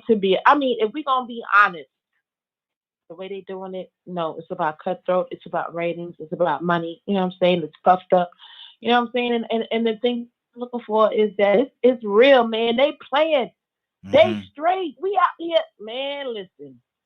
They straight. All of them, they Gucci. And they playing with folks' money that we pay. We get up, we go to work for, man. Every time I see an ad, I get hot, man. Because people out here, they done made such a big deal about this pandemic, everybody dying, this and the third. But y'all still up there playing, man. All of them should be focused on what we gonna do, man. And that's how I feel about this politics stuff, man. If y'all not talking about what y'all finna do, man, I don't care about all that. Y'all all grind balls, man. No, don't none of them get kudos to me no more, man. Y'all need to be running that money to these people, man. Y'all need to be finding out how y'all can be getting these folks and getting us out of debt, man, and figuring out what's really going on with this vaccine, because you know how people feel. Y'all need to be trying to figure out how to stop making us feel like that, man. And if y'all not thinking about how to stop making us feel this way, that means you don't care about us. You don't care about them, in my opinion. And I'm really not listening. I'm not paying attention to them. I'm focusing in school. There you go. I'm gonna get all this education I can so I can jump on in there and go in there and start running my mouth with these cats, man. I can't do it, man, because it's totally disrespectful. And this is not a speak and tell world. It's a show and tell world. And I'm looking at them playing while we out here struggling, man. I'm not with it. It's very disrespectful to me. That's just to me, in my opinion. Exactly. Now I saw let me see, can I get Goddess back in? I had Goddess a second ago. We lost her. There she go. And I saw a Goddess when we was talking earlier. She got up and she grabbed a whole stack of paper. So I think she's doing some research on something. Goddess, what's on your heart? Well, what I was going back to was when I was researching my Indian heritage and everything like that. I started researching the difference between the Civil Rights Act and the Indian Civil Rights Act. Well, you know, the 5 tops Indians that had the agreement because they were already sovereign because this was their land. And really, they're the most closest of being free than what we are. Even though they've been placed on reservations. And I know you're shaking your head no, but that's because a lot of people didn't take time out to read some of it, and you probably already read it. Badger, I want you to speak in, so unmute your mic so we can have this open discussion. But what I've been understanding what I've been reading, you know, because a lot of Blacks have Indian heritage in them. And I don't know if people understand that this is about to get real serious, and due to the severity of it is in the Indian Rights Act, it was supposed to be where if you do something or you commit something, it's supposed to go back to the tribes, the tribal fathers, and they're supposed to decide what happens to that end of right, make them accountable for whatever the situation is. I don't know how often they take the time out to use that, and I'm looking at it on the on sovereignty wise. United States have lost. You know, a lot of people forget, but United States is a corporation. We all have certificates through our license. I mean, through our social security number. That is our certificate, our straw man, or whatever you want to call it, because we have a straw man. And with that, everything was incorporated through Delaware. Well, now United States have pretty much, their corporation is totally expired. So that's why the one world order is coming about this time in frame. Okay. So, and it's time to get our affairs together to make sure. Now, I'm not aware of how to go about doing it correctly, because there's a certain way to go about doing it. There's a certain way to have it done with your actual passport You don't want to, when you get your passport, you have to fill it out a certain type of way. It's going to be a lot of changes. It's getting ready to go down now, and because they won't own a driver's license to act as a passport. Right. Well, they got that on there, but they're getting ready to try to make it now where the passports, you got to have that inoculation, that vaccination. That's getting ready to come out now for us to travel anywhere. It's about to get real deep. And I suggested everybody start taking, because nobody is about to be free. And if you don't want to take that inoculation, but keep in mind, they want to get rid of 3 billion people. 3 billion people. I just watched this morning, because I do certain things, and one of my things this morning, I watched Minister Louis Farrakhan speak about it and how many vaccinations they've done and improperly toward us. And with that vaccination, there's no need for us to really do the vaccination. We mainly need to have vitamin D. Vitamin D is the key source, and that's what they're starting to figure out, that it fights this actual disease. But all of us, that's why they got us in the house. They're preparing us on a mental level. I don't know how many friends that you've contacted and say, hey, we used to always get together. I was going to come over and see what you got for Christmas dinner. Can I get a plate? And they're like, no, it's COVID. We can't, oh no, until I get my vaccination. Yeah. I mean, that whole mentality, they're getting us ready for slave mentality. And we already are slaves. Slavery never stopped. It just changed. Guys, let me see what response Badger have for you. Hold on 1 second. Go ahead, Badger. Man, talk about Native American rights. It is such an illusion. You can go back to the oil pipeline. It is. You can go to, you can talk to some of the Lakota and ask them about the hemp fields that they are growing because they wanted to get away from gambling. The government came in and burned their crops. The Zuni were moved. I believe it was the Zuni. It's one of the tribes over there. Got some of their land taken for uranium. So this illusion that natives have all these rights and stuff, they are constantly having to fight legal battles for their rights. Right of religion, right of practicing religious belief publicly, right to take care of their land the way they see fit. A lot of the younger generation, have taken what the elders have taught and passed on and stuff. And they want to get rid of the drinking and the casinos and all that. And they're having to fight legal battles to do this. So that card that they get, yes, it might say that they're Native American, but how much freedom is it really? When they're having to constantly fight for everything they have to be able to keep it, to be able to do certain things. So yes, when you look at the basic general bills of them being a sovereign nation, they're having to fight for the right to vote. Because of them being a sovereign nation within the United States, people say that, well, y'all are y'all's own country, pretty much. What gives you the right to vote for the American president? Wow. So there's a lot of things that are hidden that if you know some Native people, they might touch on it, they might talk about it, but they do things as peaceful as they can. They don't do riots and stuff. They do it through song, through prayer, through legal actions. They do things behind closed doors. Now, when it came to the pipeline, that was a whole nother matter, because it was going to take more than just the Native Americans here to do their best to stop it. And they weren't just worried about their land. They were worried about all people. Yeah. that lived off of the rivers and stuff that pipeline has crossed. And he goes, once it breaks, it's not going to just damage them. It's going to float downriver. It's going to affect everything. And it did. And it did.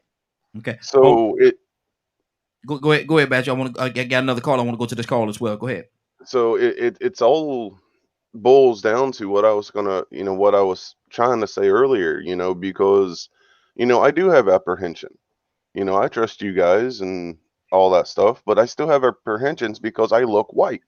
So there are things I would like to get off my chest and stuff, but I still have that fear that if I say it because of the way I look, that there'll be some feedback. There's going to be some negative feedback. Okay. And I can speak for me. I don't think so. I can't speak for everybody, but I don't think so. My thing is, we go for transparency. We want to be transparent. We want to actually put the truth out there. So that's what we do. That's why we do the Morning Glow, for the truth. We have another caller. Caller, what's your name? Where you calling from? Good morning. It's Bishop. Bishop, good morning, sir. How you doing this morning? Man, I'm blessed, bro. We talk about, we got two things going on right now, and I'm going to actually open up in a minute and go around and find out what everybody want to talk about individually. But we got two topics going on right now. One is the amount of blood that's on America's hands because of the things that they've done throughout history and today. And Cornelius, he said he have a real dislike of these negative ads that the campaigns are running right now. So which one would you like to talk about?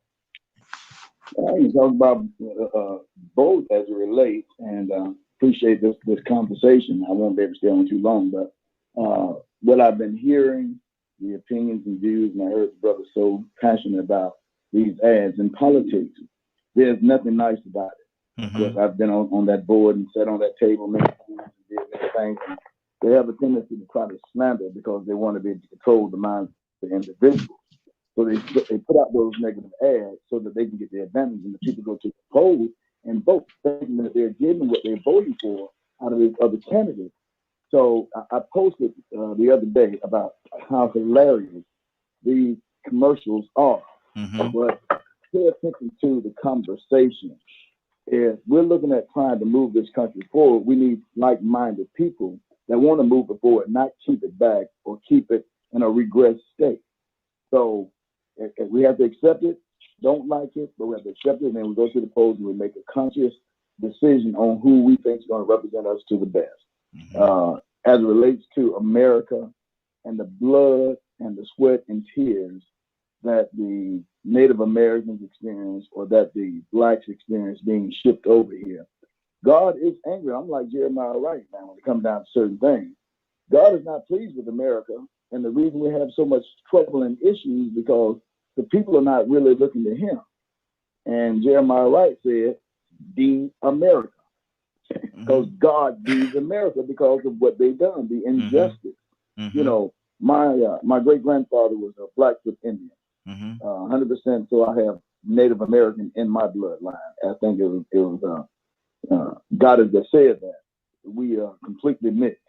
But the way they did the Indians, and I always talk about the Trail of Tears, they came in and took over their land, and then they put them on a reservation.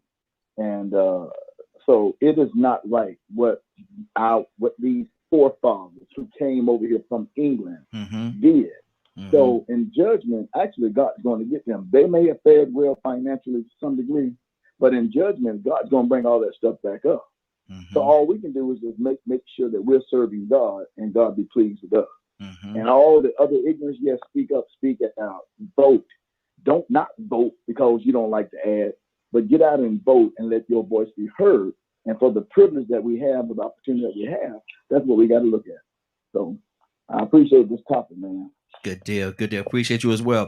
We're gonna keep this thing going, and we're gonna go in this order right now. We're gonna rotate.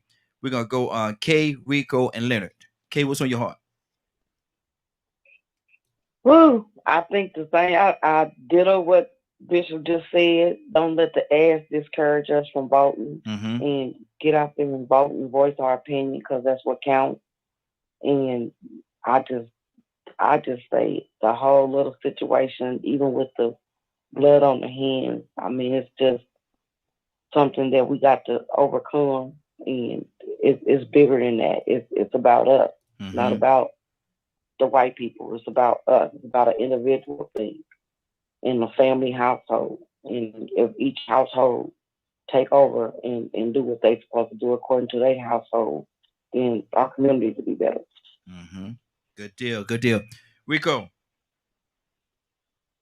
Yeah, I'm with what Bishop said too. I actually put a comment in the chat room when they said they were, disappointed and it sort of deterred them from voting.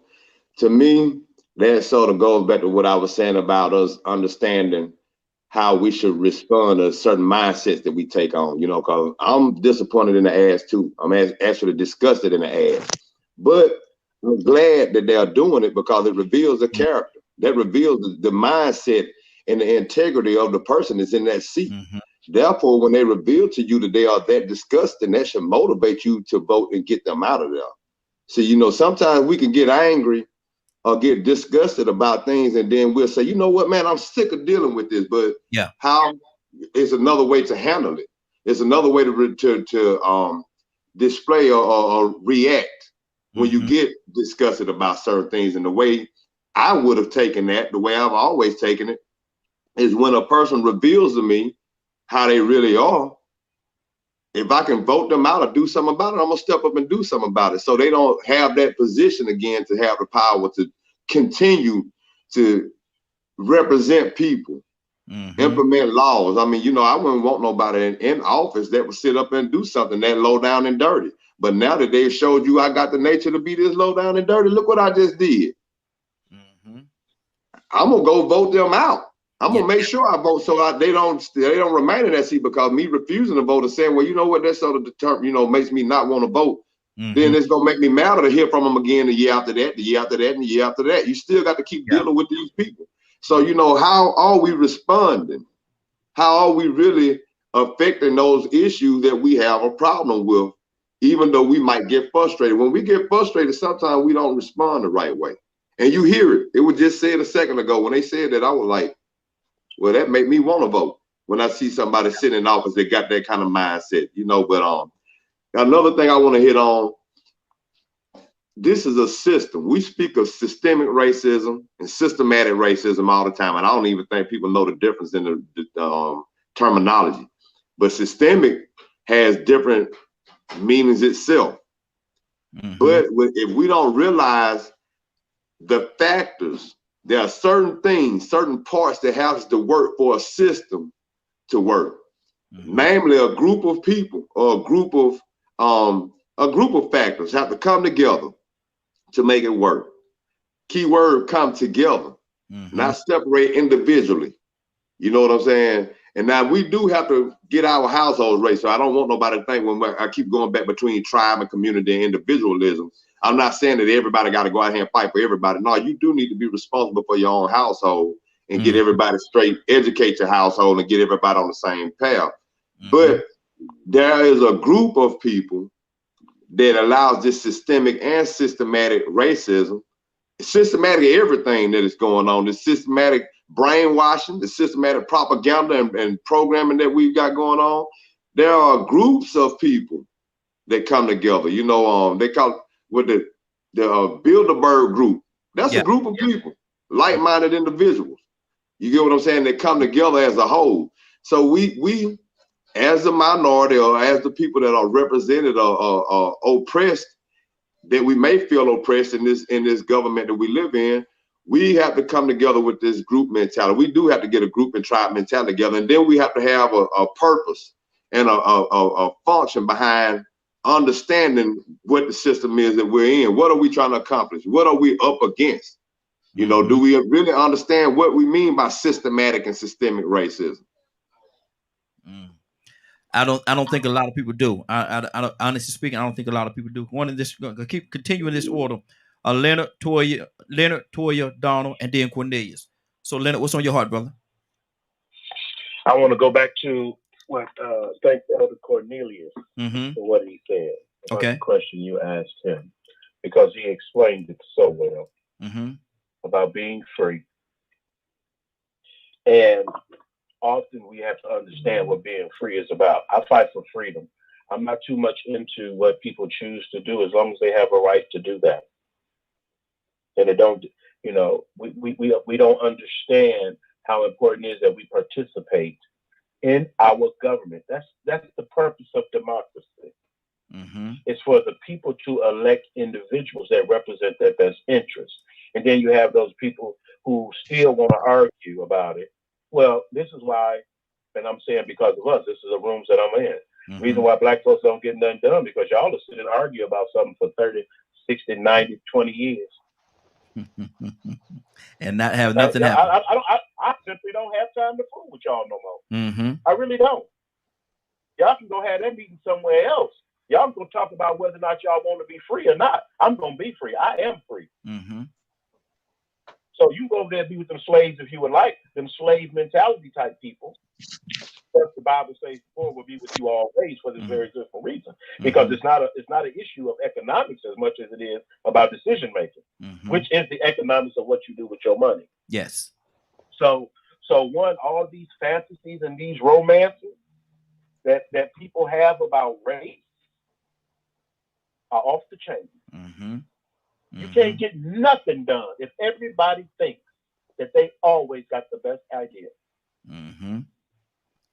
And you ain't gonna get nothing done. Exactly. So at least you should be able to come together to do what's best for the majority of people and seek not to disenfranchise other citizens. Mm-hmm.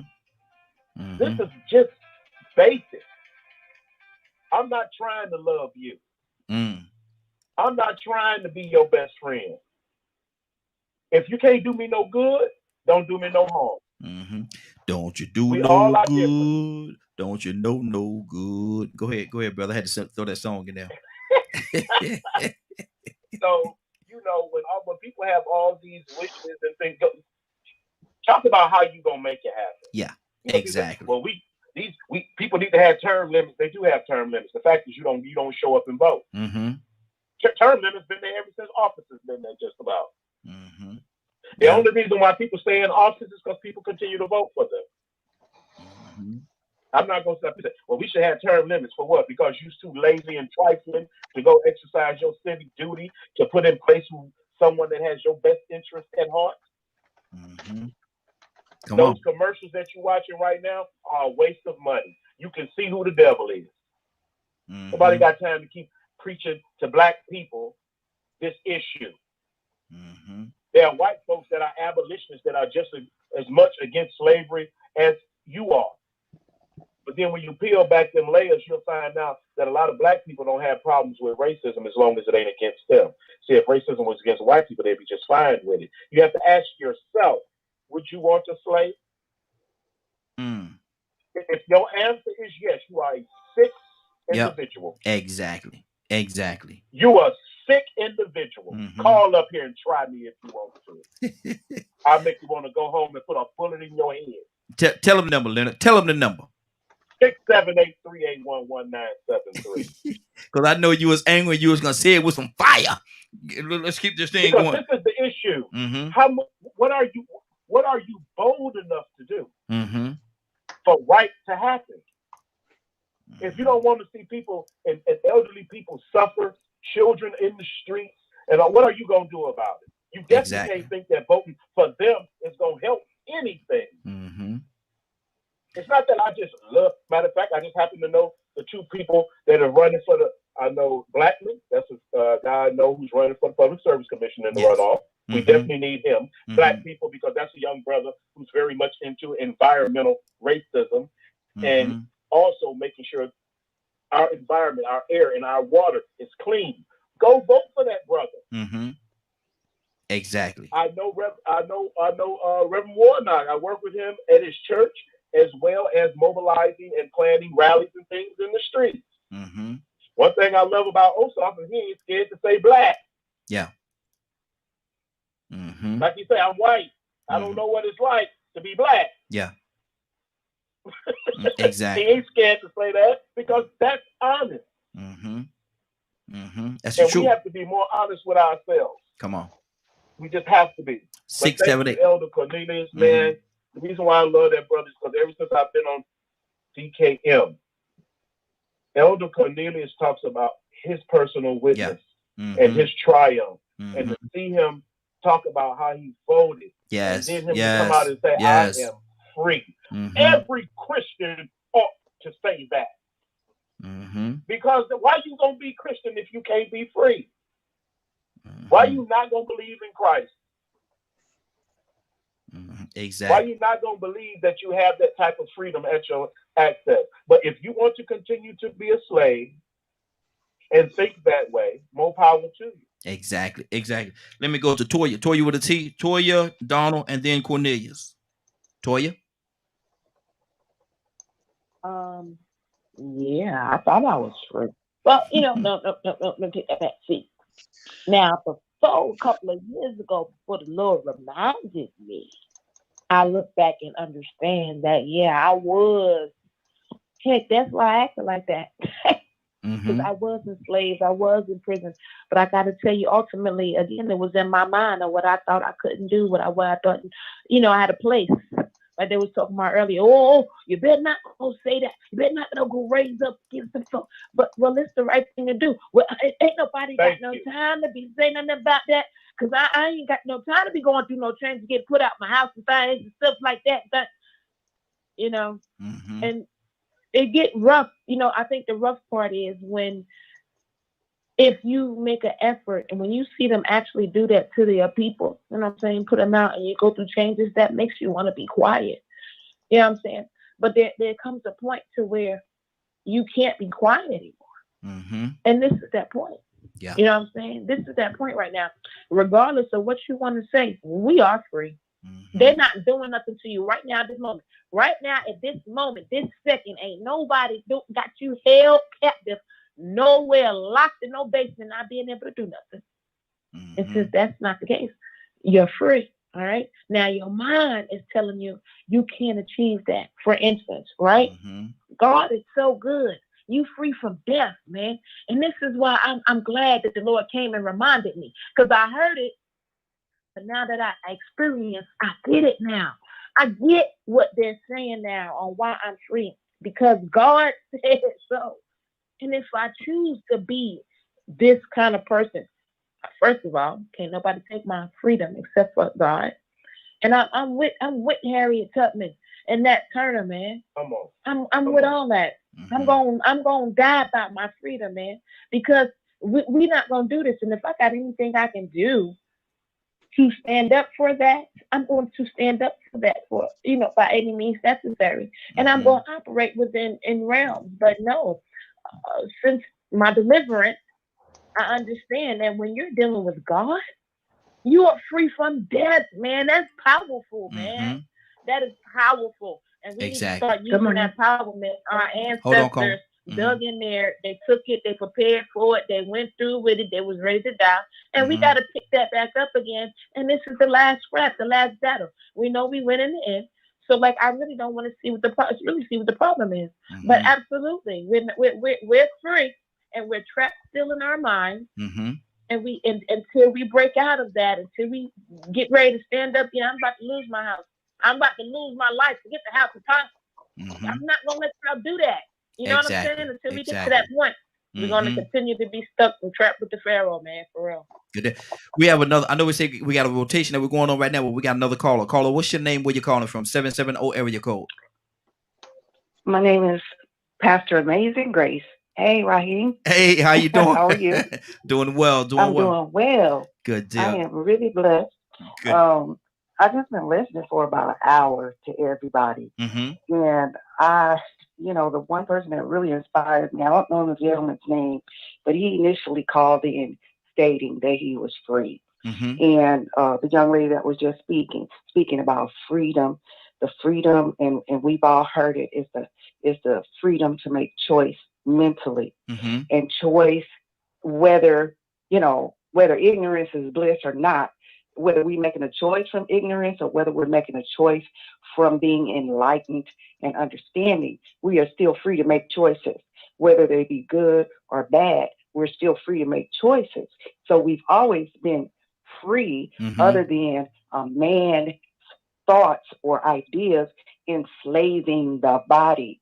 But nobody can ever enslave your mind. Only you can enslave your mind, each individual person. So I, like the other gentleman that called in and the young lady that was just speaking, I'm free because, for one, I am a Christian and I do believe in Jesus Christ, and I understand and have been enlightened by the Word of God. And two, I'm free because I've always been able to make my own choices. I haven't always made good choices, but I've always been able to make my choices. As far as in our community, there is a lot of ignorance and there is a lot of things that we don't understand as a community. But we can't keep blaming somebody's color of skin, that the fact that we don't understand it. In the Jewish communities, they create schools for them to understand their culture, for them to understand their worth, and for them to understand their value. We in the Black community have yet to create a school that teaches us our culture before slavery. Maybe if we did that, our young people would have a different mentality than we have. They would go and vote. They would understand that they were free before they were enslaved. And they would understand that freedom comes in the mind and not in the body of or the form of a person or a government or anything of that nature. So until the freedom comes in the mind, they're going to continue, or we're going to continue not to go vote. We're going to continue not to do things that will help the freedom manifest outwardly, because that's what needs to happen. The manifestation of our mental freedom is not manifesting because we haven't become free mentally yet.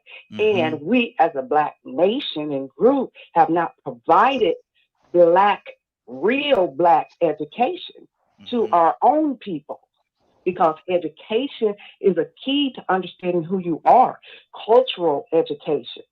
So I think this is just me, that we have to begin there in our community. Come on. Last thing I want to say is, I wasn't born in the South. So a lot of what I'm hearing, to me, from moving to Georgia from California, is more of a Southern thinking pattern. And I don't want to offend anybody, but being raised in California for 33 years, I was raised around everybody: Asian, Spanish, white, Black. Everybody lives together in California. And I'm not saying that there's not prejudice. I'm saying that the mindset is totally different.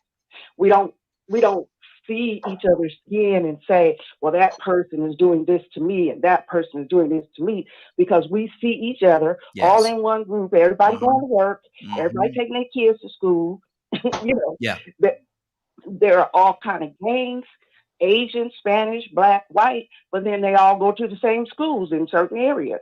So it's a little bit different, the mindset in California. So when I came here to Georgia, the things that I would hear Black people say didn't make sense to me. It was like, okay, but this is the year 2000. I moved here in 2008. This is 2008. Why do you even still think that way? So that's when it became very clear to me that it's a mindset, and it's a choice to stay in that mindset, that somebody is doing something to you. Last thing, I think the gentleman's name is Badger. Yes. Don't be afraid to say how you feel, because we Black folks are definitely on that panel saying how they feel. Don't be afraid to say how you feel and what you think and what's been instilled in your mind because of the color of your skin, because we need to understand that as Black people. Just like you need to understand how we feel, we need to understand how you feel, because you're a product of your ancestors, not necessarily that you might be racist or any of the things that we're accusing you of because you're white. You might just be a product of how you were raised, just like we are. So I thank you for being on the panel. A couple of times you tried to speak and you were cut off because we're aggressive like that. So you got to be the same thing when you deal with a bunch of Black people, because we don't speak our mind and we're going to be aggressive. And I believe that you have something to add to our That's not as much as my white ancestry to us as it is my native ancestry. And thank you guys for listening to me. Praise God. Thank you. Amazing. We definitely appreciate you. You holding on with us? Yes. Okay, good deal. We got another caller too. I think it's my brother Pete. Pete, what's on your heart, brother? I was just chimed in. I don't know why the slave Negro song came. We's gonna be free. I'm just playing with y'all because it's Wild Out Wednesday. Yes, so sir. Yes, sir. You better say, Doc. Lord. That song alone is the reason why we free. Thank you, Doc. Thank you, Doc. So the topic is what now? Well, we actually got a few things going on right now. We're talking about the blood that's on the America's hands because of the a lot of the atrocities that they've done throughout history and today, and we also talking about the ads, the negative ads that's being circulated right now in the elections here in Georgia. Oh yeah. Well, the Republicans went low with the throwing the race narrative. Oh my God. Mm-hmm. Both sides are telling us that it's the fight for the soul of the nation and the fight for our society. When all of these clowns that are up in D.C. are selling out the Republic. So please don't listen to none of that. If anything, we need to root all of them, run them all out of office, and elect a whole new crew, because the great majority of them are just some hooligans who are concerned with enriching themselves, and they care nothing about the Republic. It's really sad that at this point in this year and time that they have such a high racial narrative in this race, this Senate race. It's just disheartening that they will even pull that mess at this point, and that's the major overtone, of this race. Kelly Loeffler, just has gone sideways with her narrative, with the race. It's ridiculous. It's to the point that I'm expecting her own constituents to say, "Come on now, I'm married to a melanated woman, or brother, I got a lighter skinned wife, and we got children, grandchildren, and that's not the issue. The issue is the people in this country need to have more money. There's too much money flowing to the top, and it's not enough hitting the middle of working class so they can have money to contribute in commerce to keep the society going. So that's the problem. I mean, that's one of the major problems right there. Give the people more money. Okay, you the CEO, you started the company, you're entitled to your wealth and your riches. We're not trying to strip you down. But if your worker got to work 2 jobs and still get public assistance and they working full time, there's something wrong. Something is seriously wrong. Something is seriously wrong. Donald, exactly. Donald Toussaint, what's on your heart, brother?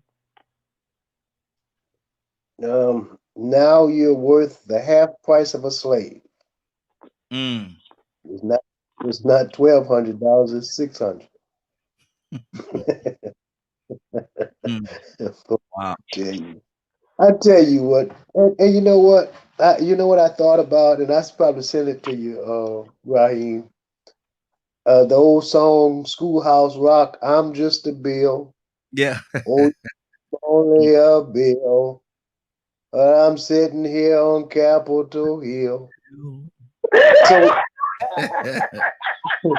Schoolhouse Rocks. Yes, sir.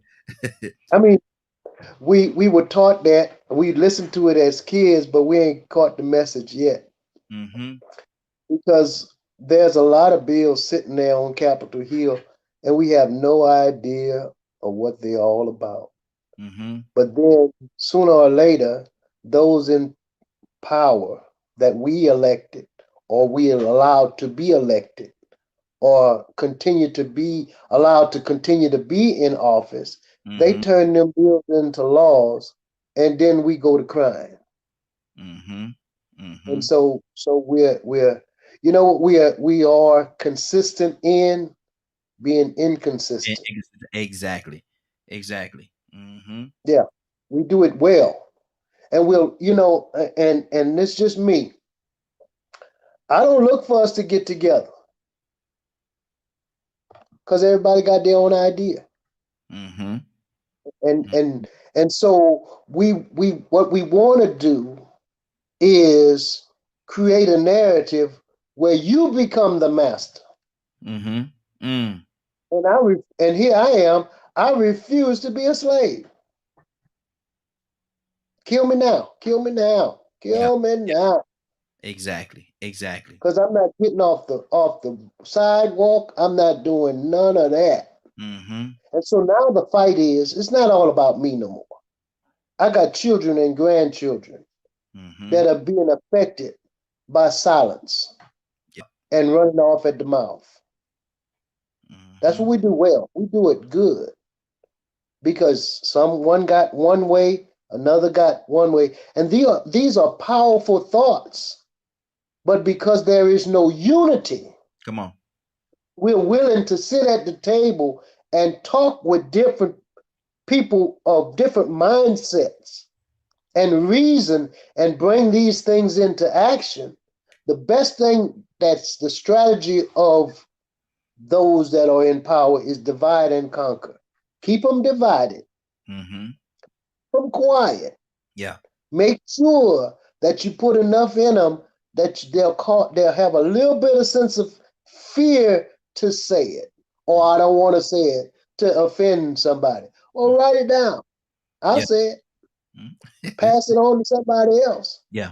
They'll say it. You know, we have to be a spokesman for our own thoughts, and then make it. You know, some people are not good communicators. Yeah. But you know somebody that can. Exactly. And see, and then one more other thing. Moses needed Aaron. Yeah. One more other thing. You can't do nothing if you ain't got no money. Come on now. Because that's the evil of it all. Exactly. The root of it is that love of money. And a lot of times, trace the money, you'll get to the source of it. Badger, I think you said you wanted to say something. I'm seeing it there. You say you wanted to say something? Oh, I've been wanting to say something for a minute. Go ahead, bro.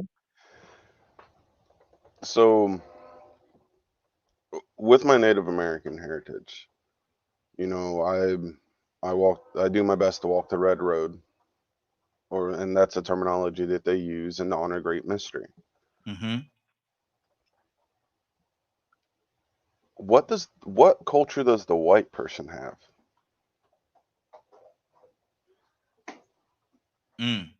The reason I'm asking that particular question is, you know, when people are wanting to bring race and color and different things into it and stuff like that. But if you start looking into history, like as far back as you can go, once Christianity was starting to be used as a tool for controlling, to control people, they went across England and everything and practically erased every ounce of the white colored people's origins, their culture, everything. So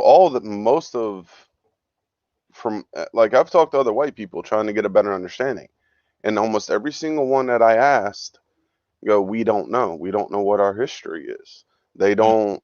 The only culture that they know is what they learn inside of a church. And they'll start spitting out their perception of what they were taught that the Bible says about, you know, being a different color is less than, you know, the things about, you know, the people that like the same sex, you know, all that kind of stuff. That's what most of them know. That's almost all they know. I've only ran across a few that actually went searching for a different belief because they didn't agree with how some of the churches were teaching, because they feel empty inside. So when you're sitting there and I'm hearing all these people judging and accusations toward these white people, but have anyone actually taken the time to study the history of white folks? The Irish people, the original inhabitants of England, the original ones. What happened to them? Their culture was practically stolen from them due to a different belief system. But then all of a sudden, you know, that's forgotten. That's not talked about. That's taboo. That didn't happen. That didn't exist. Whatever. But people want to talk about the Native American side of it. You know, even the Native culture, I've come across Native Americans that all they talk about is how the Bible was used to slaughter and everything else. And they blame the white people for it. Well, wasn't it Roman Catholics that were behind most of that? Were those white people? Or were they how do you say that word? Mediterranean? Mediterranean? Yeah. And didn't they get most... Go ahead, brother. Didn't they get most of their belief from the Old Testament? Anglo-Saxon. Thank you, Rico. So didn't it go from Judaism into...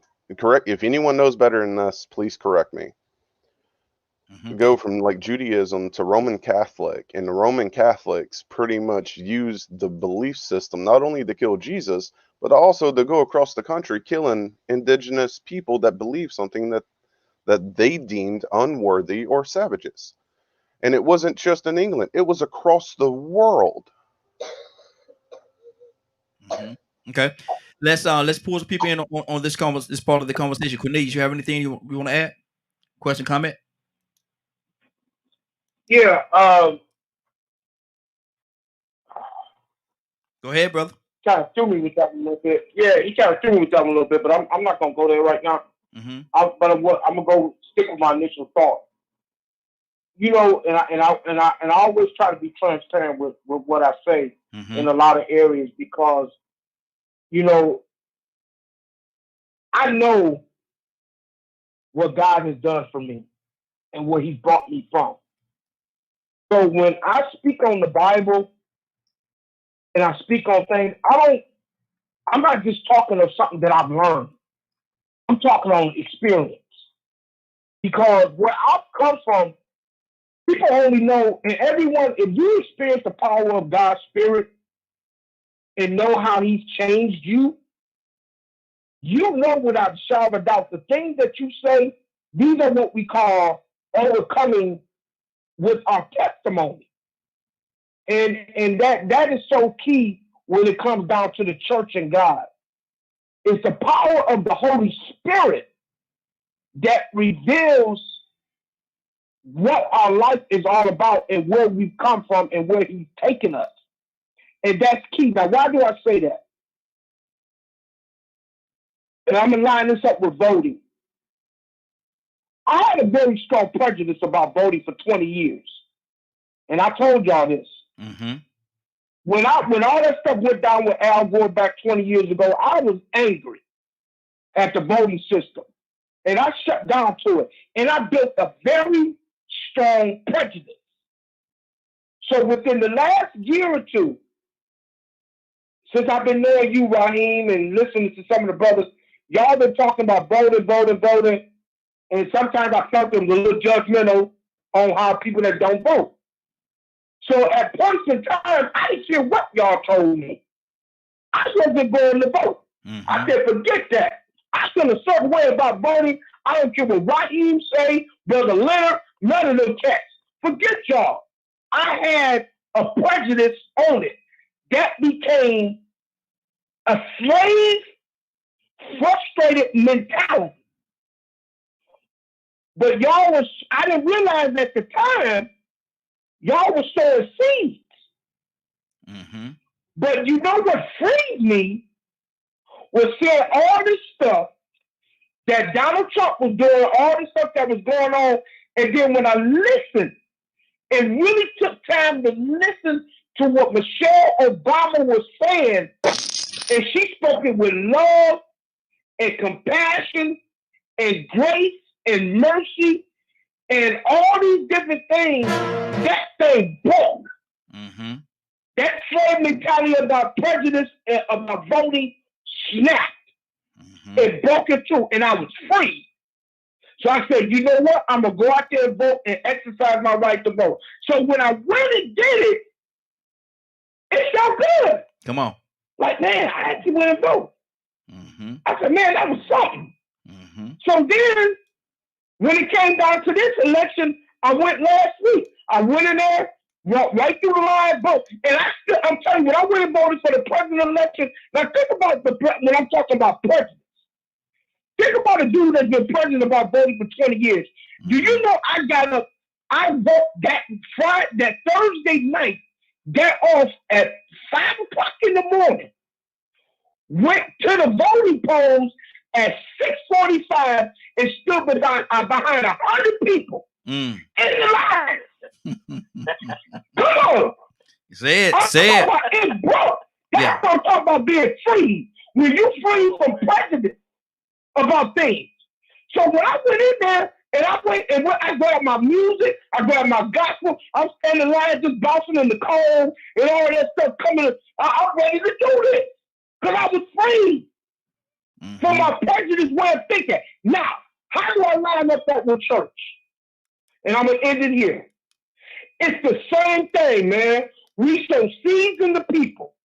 We're being led by what we know through the experience and the power of God, that if we sow these seeds, somebody going to come along and do the water. God is going to give the increase, and whatever prejudice you have against the church, against God, against God's people, that thing will eventually break. You will step in the church, and then you'll be glad that you went. You experience the power of God. Then your prejudice, that slave mentality of be free, and then you'll be walking in the power of the Holy Ghost. And that's just my take. Good deal. Right, hold on. Toya with a T, you there? Toya with a T. I'm about to say it to you. Let me see. Do we lose her? Oh, we lost Toya. Toya, get a chance. Call us back. Call back in. I want to hear your heart. Badger, what's on your heart, brother? So, what I was doing my best to get at is that when the so-called white people get to a point where they want to help support because they see that something is wrong, they had their enlightening moment, their light bulb to click in their head, and they start reaching out trying to help the natives or the black community or the Chinese community, they are belittled and shunned.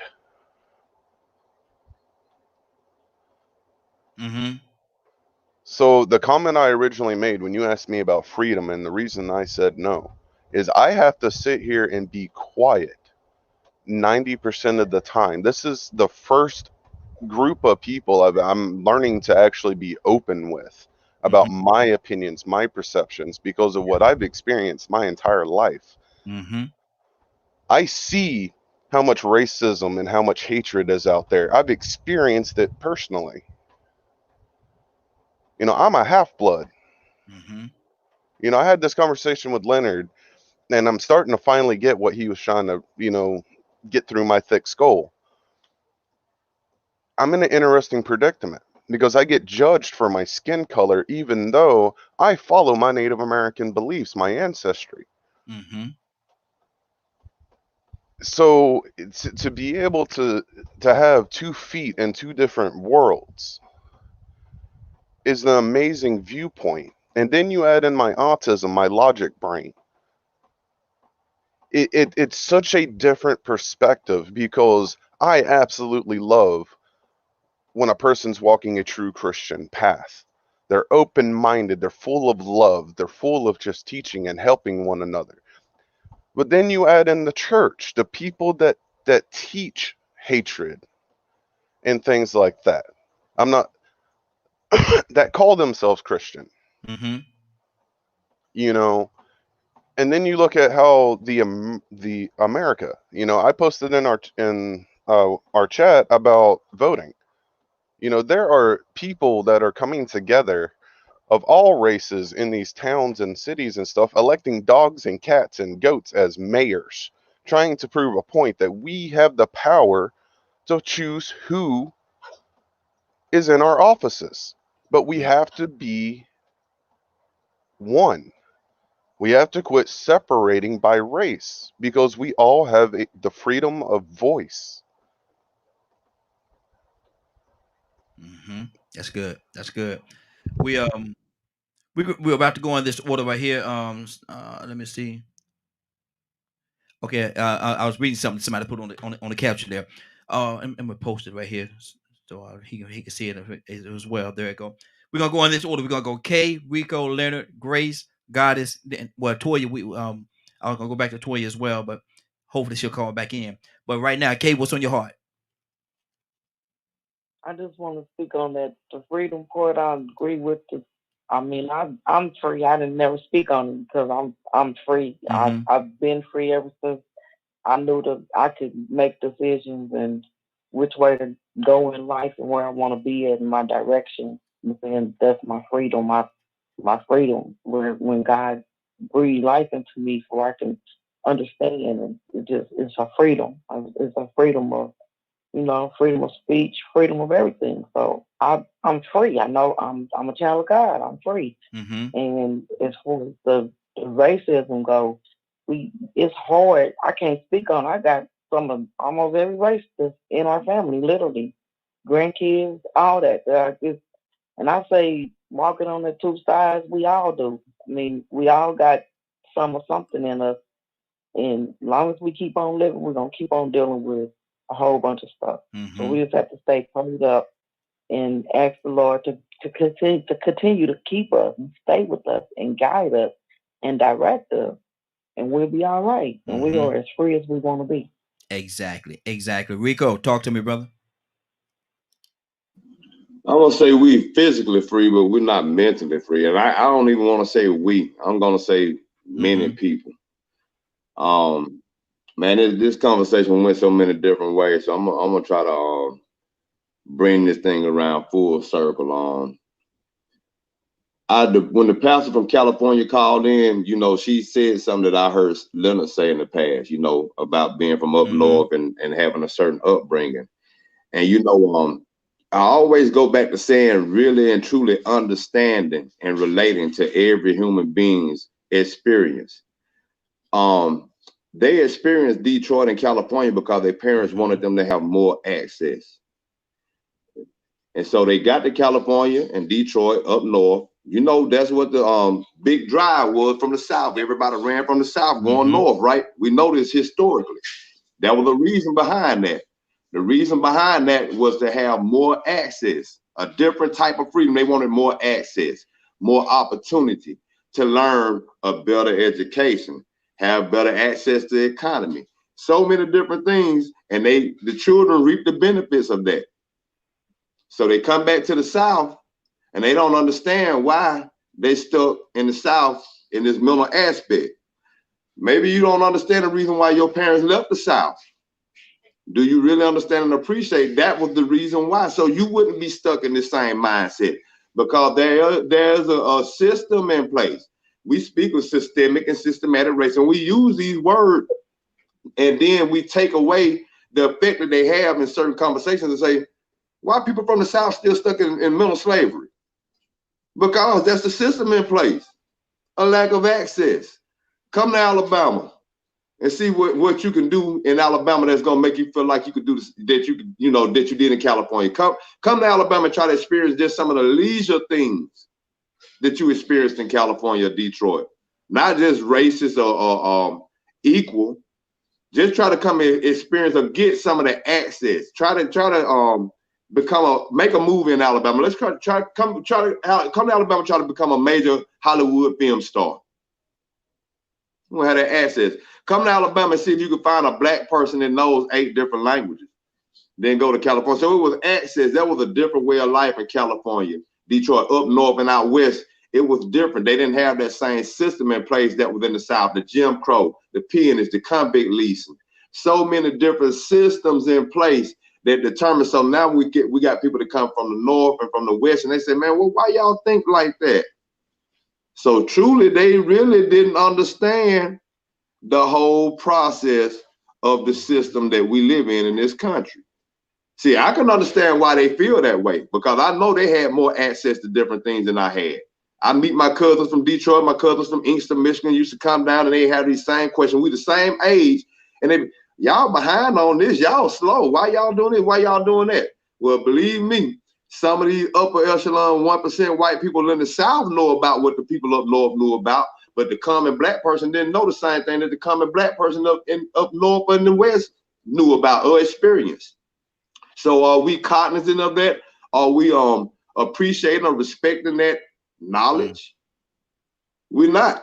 So therefore we don't have an understanding. So there's a discrepancy.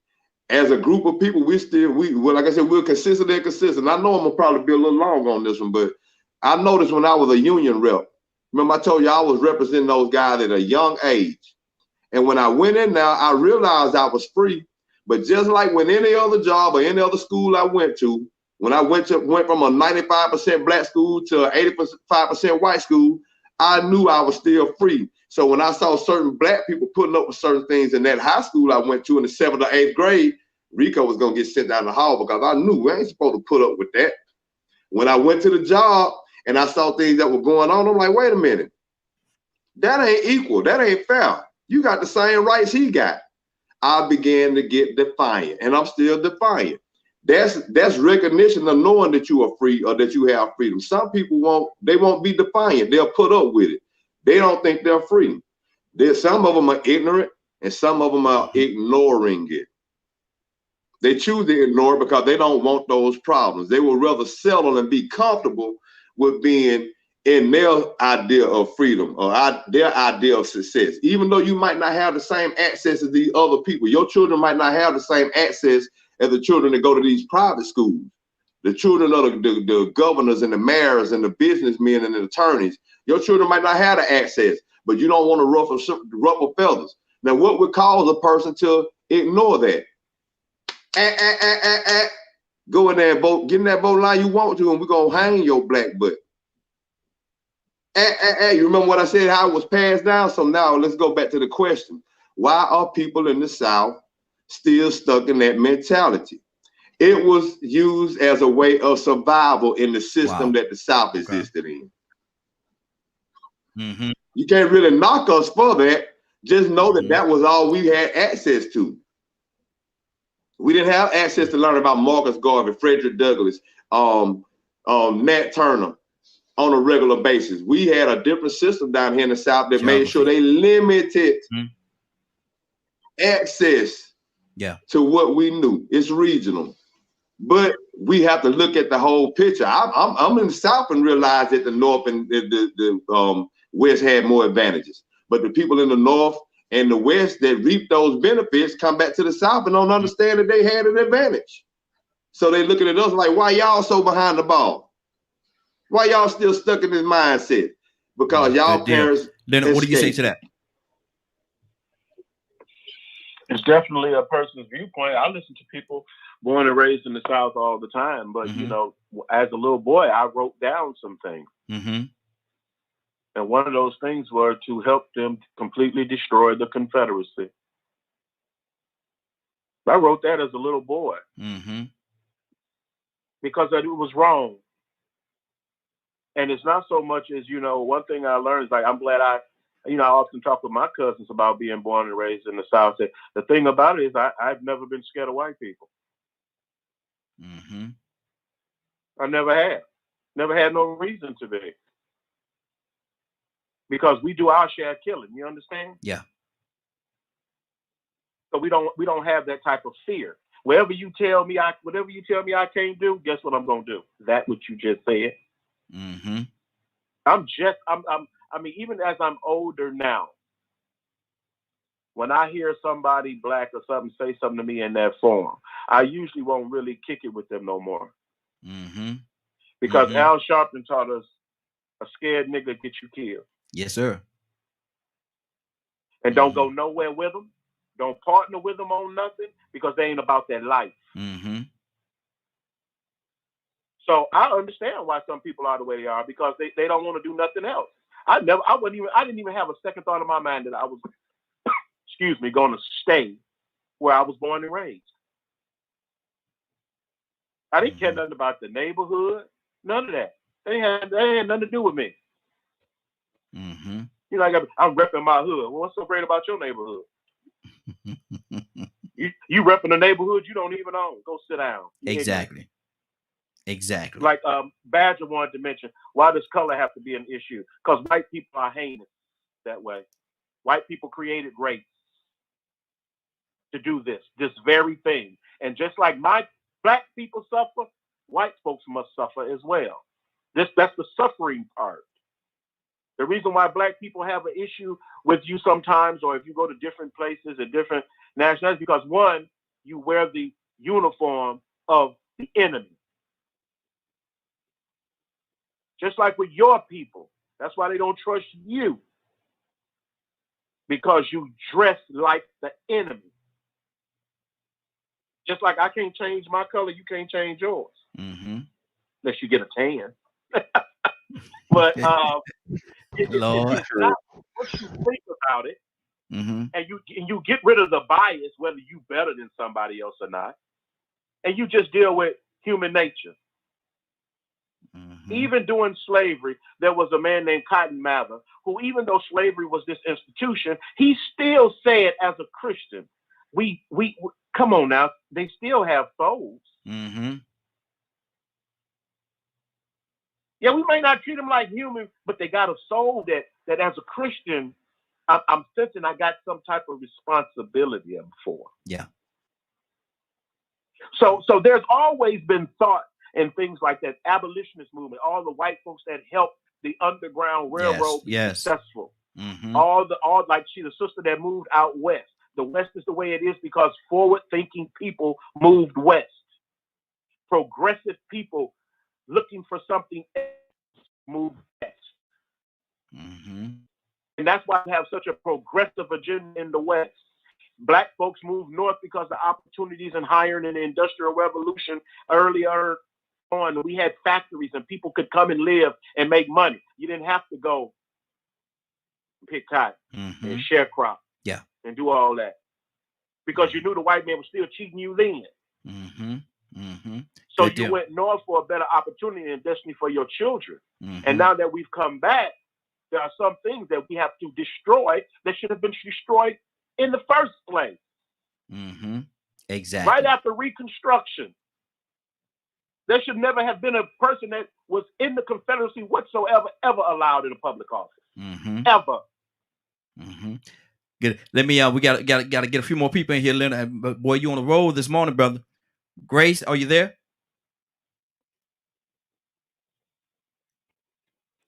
Amazing. Yes, I'm here. Okay. Yes, I'm here. What's on your heart? Talk to me. Can you hear me? Yes, I can. Absolutely. Yeah, I was listening. Praise God. I was listening. First, I have to always represent myself as a child of God. Mm-hmm. So first, if the way I expressed what I expressed earlier about going to California and coming back because I was listening to the other brother, it wasn't in a way of to put down Southern people. Mm-hmm. I was born in Ohio. And in Ohio, prejudice was very prevalent. Black people did not cross over to the west side, or you were going to be killed. You didn't go into an Italian neighborhood, or they would kill you and nobody would ever know it. So I understand that behavior. I was born in it. My mother moved me to California as a teenager, and I got to experience, as the other man was saying, forward thinking. My mother was a forward thinker, even though she was born in 1918. I was born at the time of Martin Luther King. So my mother and I were born in two different worlds. So I got to experience her world because she was my mother, but I also got to experience an integrated world, a free world from my mother's thinking. I was in a free world. I was in Black power. I could show my stomach. I didn't have to wear a bra. So my thinking was totally forward from my mother, and we clashed for many, many years.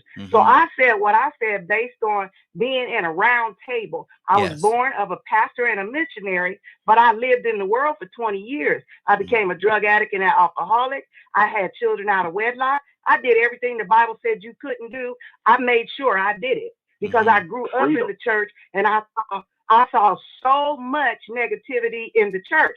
So I've seen racism in every part of my life. Every part. So when I spoke what I spoke, it really wasn't to offend anybody. I came to Georgia and was trying to understand why the people here, because they have choice in their mind, did not move forward. Why the people that have the same color skin that I do, and my skin color caused me to suffer some of the same things they suffered. The only difference is, from talking to young people, I understood that they weren't taught what I was taught as far as being a Black person, because I moved to California. So yes, I do understand that was a blessing for my life, from coming from there to here. But the reality is, I'm going to go back to what I said from the beginning. God gave us choice. And he said we are made in his image and likeness, which means we have the ability to create anything we desire. And we can see that all around as technology goes forward. So that I wanted to apologize, but I also wanted to explain myself in that way. Hey, no need to apologize. No need to apologize. I didn't take that no kind of way.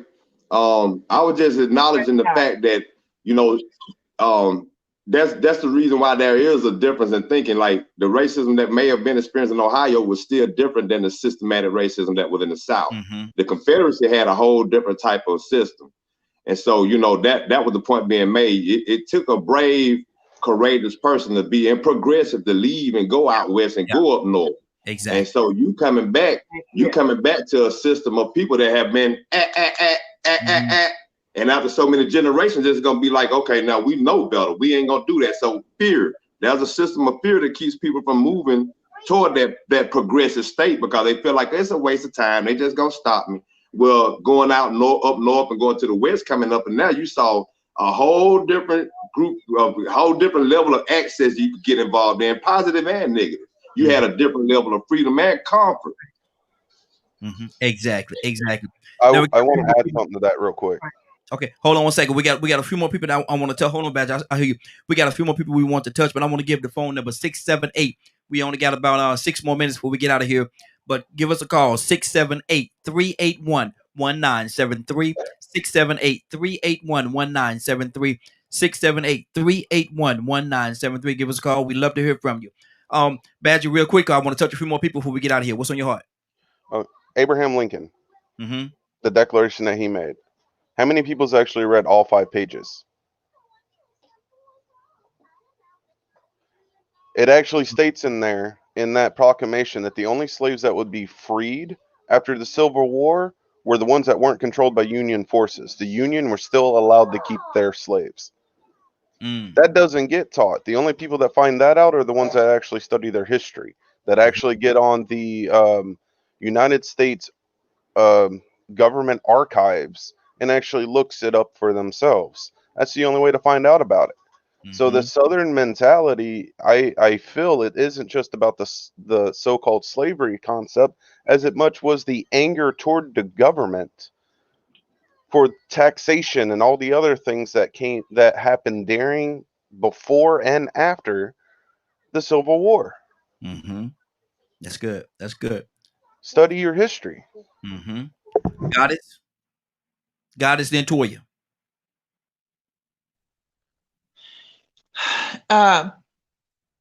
Badger, I wanted you to study about the Etruscans. So look up the word Etruscans. They were the ones that were there in Rome before the Europeans. They're the ones that designed everything of Rome. So study about the Etruscans. And then back to you, Rico, we're talking about the slavery stuff. If I'm not mistaken, they just passed some type of law, like within the next 10 or 15 years, about freeing, and I'm talking about Alabama and what's the other one? Is it Louisiana? Well, I think it was Alabama, not Louisiana, but they just passed some new law a while back ago about being free. Like, y'all never had y'all freedom. They just put it on the books or something crazy. And I don't know what it was, but it was something of that sort. And I don't know if it was slavery. I don't know what it was, but it was something like, dang, they just put that on the books. I remember seeing it somewhere, because I'm gonna read. I just like system of information all the time. But when we were going back to a couple of the conversations that was taken about being free, mentally and mindset and everything. We are not even free on I say people want to say that they're free mentally because of God and everything, but until you really start studying, you're not even free because you're being fed what the white man has told you. Mm-hmm. And that's my whole point. That's been my point from day one. And if you study about Christianity, then you might want to look up and you want to go into studying about the Council of Nicaea. How Jesus Christ was taking place and placed in there, because his name was never Jesus Christ. Okay, good. So I just think that some of that needs to be, recalculate your mindset. Free, I feel like I'm free, but actually I'm not. And I know I got a gang of knowledge, but no, I'm not free out here because I still got to pay taxes. I still got to go do certain things. I got to pay taxes on the house that's already paid for. And I realized that when I had to, used to be, we could watch TV. Now we got to pay for cable to watch TV. Not only that, we got to buy the TV and the electricity. Ain't nothing free about that. They get ready to make it. We're going to start paying for our own water. I don't know how many people buy water.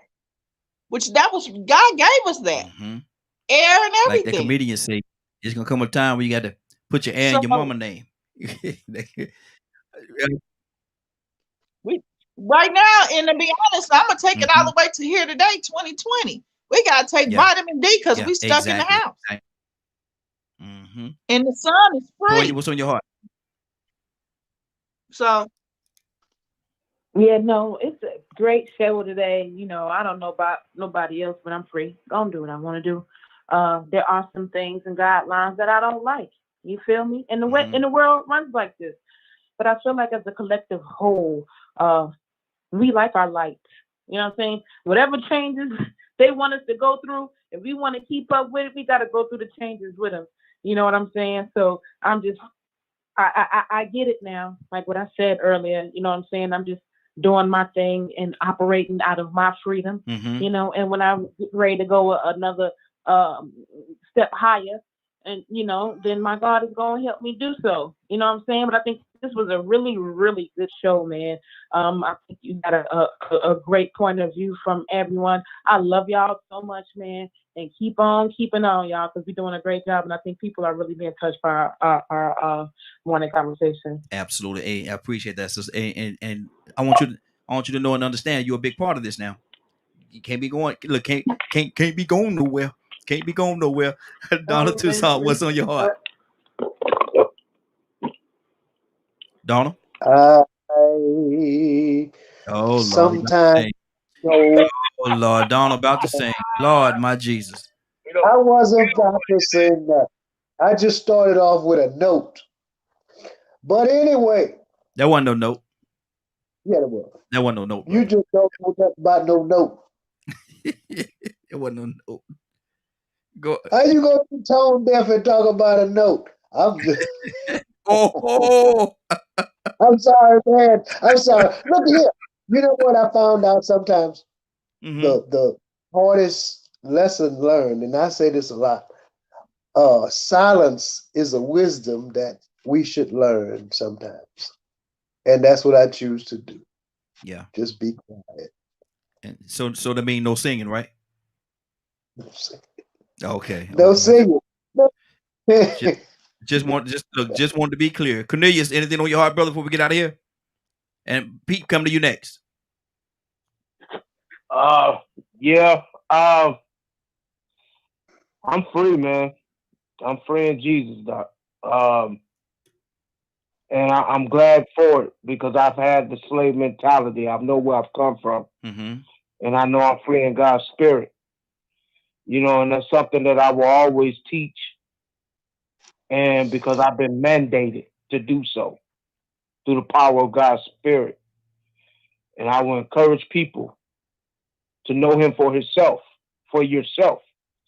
And you'll recognize how free you are in the spirit. So, and even if the life that I live, even though I pay all this stuff, these bills, but I've been to a point to where I've been homeless. I've been to the point to where all I had to live off of was soda, Orange Fago. When I lived in Detroit, living in my truck, Orange Fago and Dots for months with no money, no job, no unemployment. And to the point to where I got my own 2.5 bedroom house. I got my wife now. I can go to my refrigerator, buy, got me a good job to go to. I can watch my cable, pay my bills, and take care of my family. And still live a life in freedom in Christ Jesus. I know where I've come from, so I know without a shadow of a doubt, I'm free. And I just will always encourage people just to seek Him for yourself. And Raheem, man, Happy New Year to you. Happy New Year, brother. I love you, man. Love and you all those that's on the Morning Glow that always support you. God bless you all. Raheem, I'm getting ready to get out of here, chill for a minute, because I'm still on vacation. There you go. God bless you, man. Hey, bless you as well. Pete, what's on your heart before we get out of here? Righteousness exalteth the nation, sin is a reproach to any people. The race narrative, especially in this country, was created for power, for individuals to hold, gain power, to separate segments of society so that they can increase their power. We are all free. We are all free to do whatever our ability is, will allow us to do, whatever our mind can think and conceive, we can accomplish. So we're all free in that aspect. Go out and do all that you can personally in your life to better yourself, improve yourself, fulfill and maximize your personal talents and abilities. Okay, pursue your own happiness and fulfillment. And understand that we're all living beings on this planet. Give the same level of respect and compassion and consideration that you would like in return. And like I always tell people, don't feed something that you cannot digest. Don't feed what you can't digest. And I think we'll be okay. Leonard. Who is that? Leonard, Captain Leonard, where you at? Can you hear me? Yes, we can hear you. What's going on at 3 o'clock today, sir? Oh, okay. If you did not get a chance to hear this show in its entirety, log on to www.dkmmediagroup.com at 3 o'clock Eastern today. Good deal. Good deal. Now, we're about to get out of here for today. It's been a great broadcast. And if y'all don't mind, everybody that's a part of this, everybody that watched, listened, hopefully you learned something along the course. Share this broadcast. Share this broadcast on your social media. Share it with your friends. Email it. Do whatever you need. Send telegrams. Get the carrier pigeon, tie around his ankle, and let him fly out there and drop it off at a few people's house as well, because I think they need to hear it. So make sure you're tied onto them carrier pigeon. And if you know Morse code, hit that up. Yeah. And like Rico say, sign language. Use some sign language. Get it out there. People need to hear this. People need it. Now, hey, that's Rico. Rico just did that. I don't know what's wrong with Rico, man. But listen, y'all make sure y'all share this broadcast. Now, I'm going to go to Donald Toussaint. Donald Toussaint, will you pray us out, sir?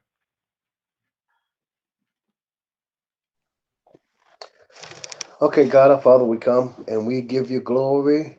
We honor you. We bless your name for who you are. And then, God, who you are in our lives.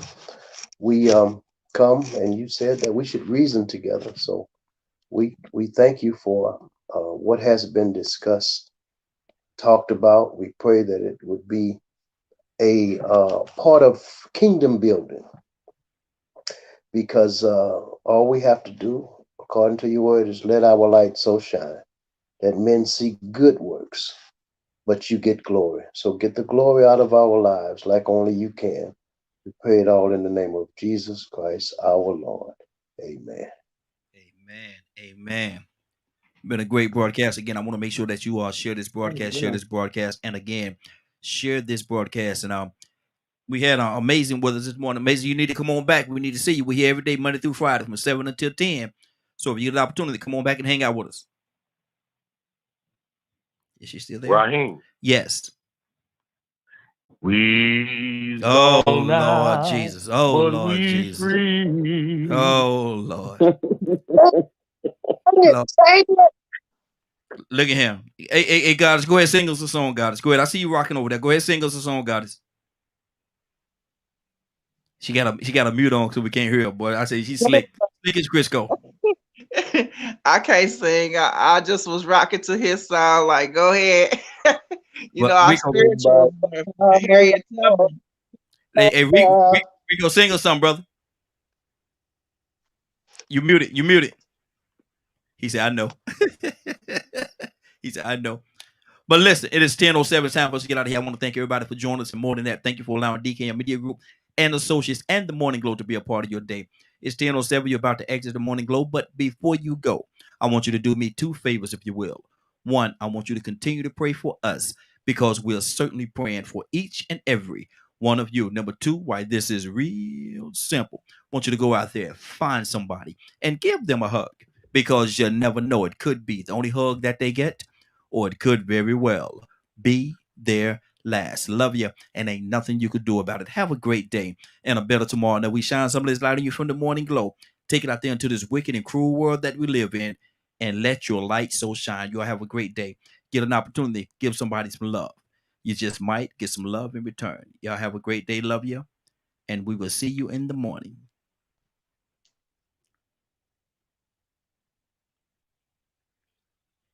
Do, do, do, do, do, do, do, do, do, do, do, do, do.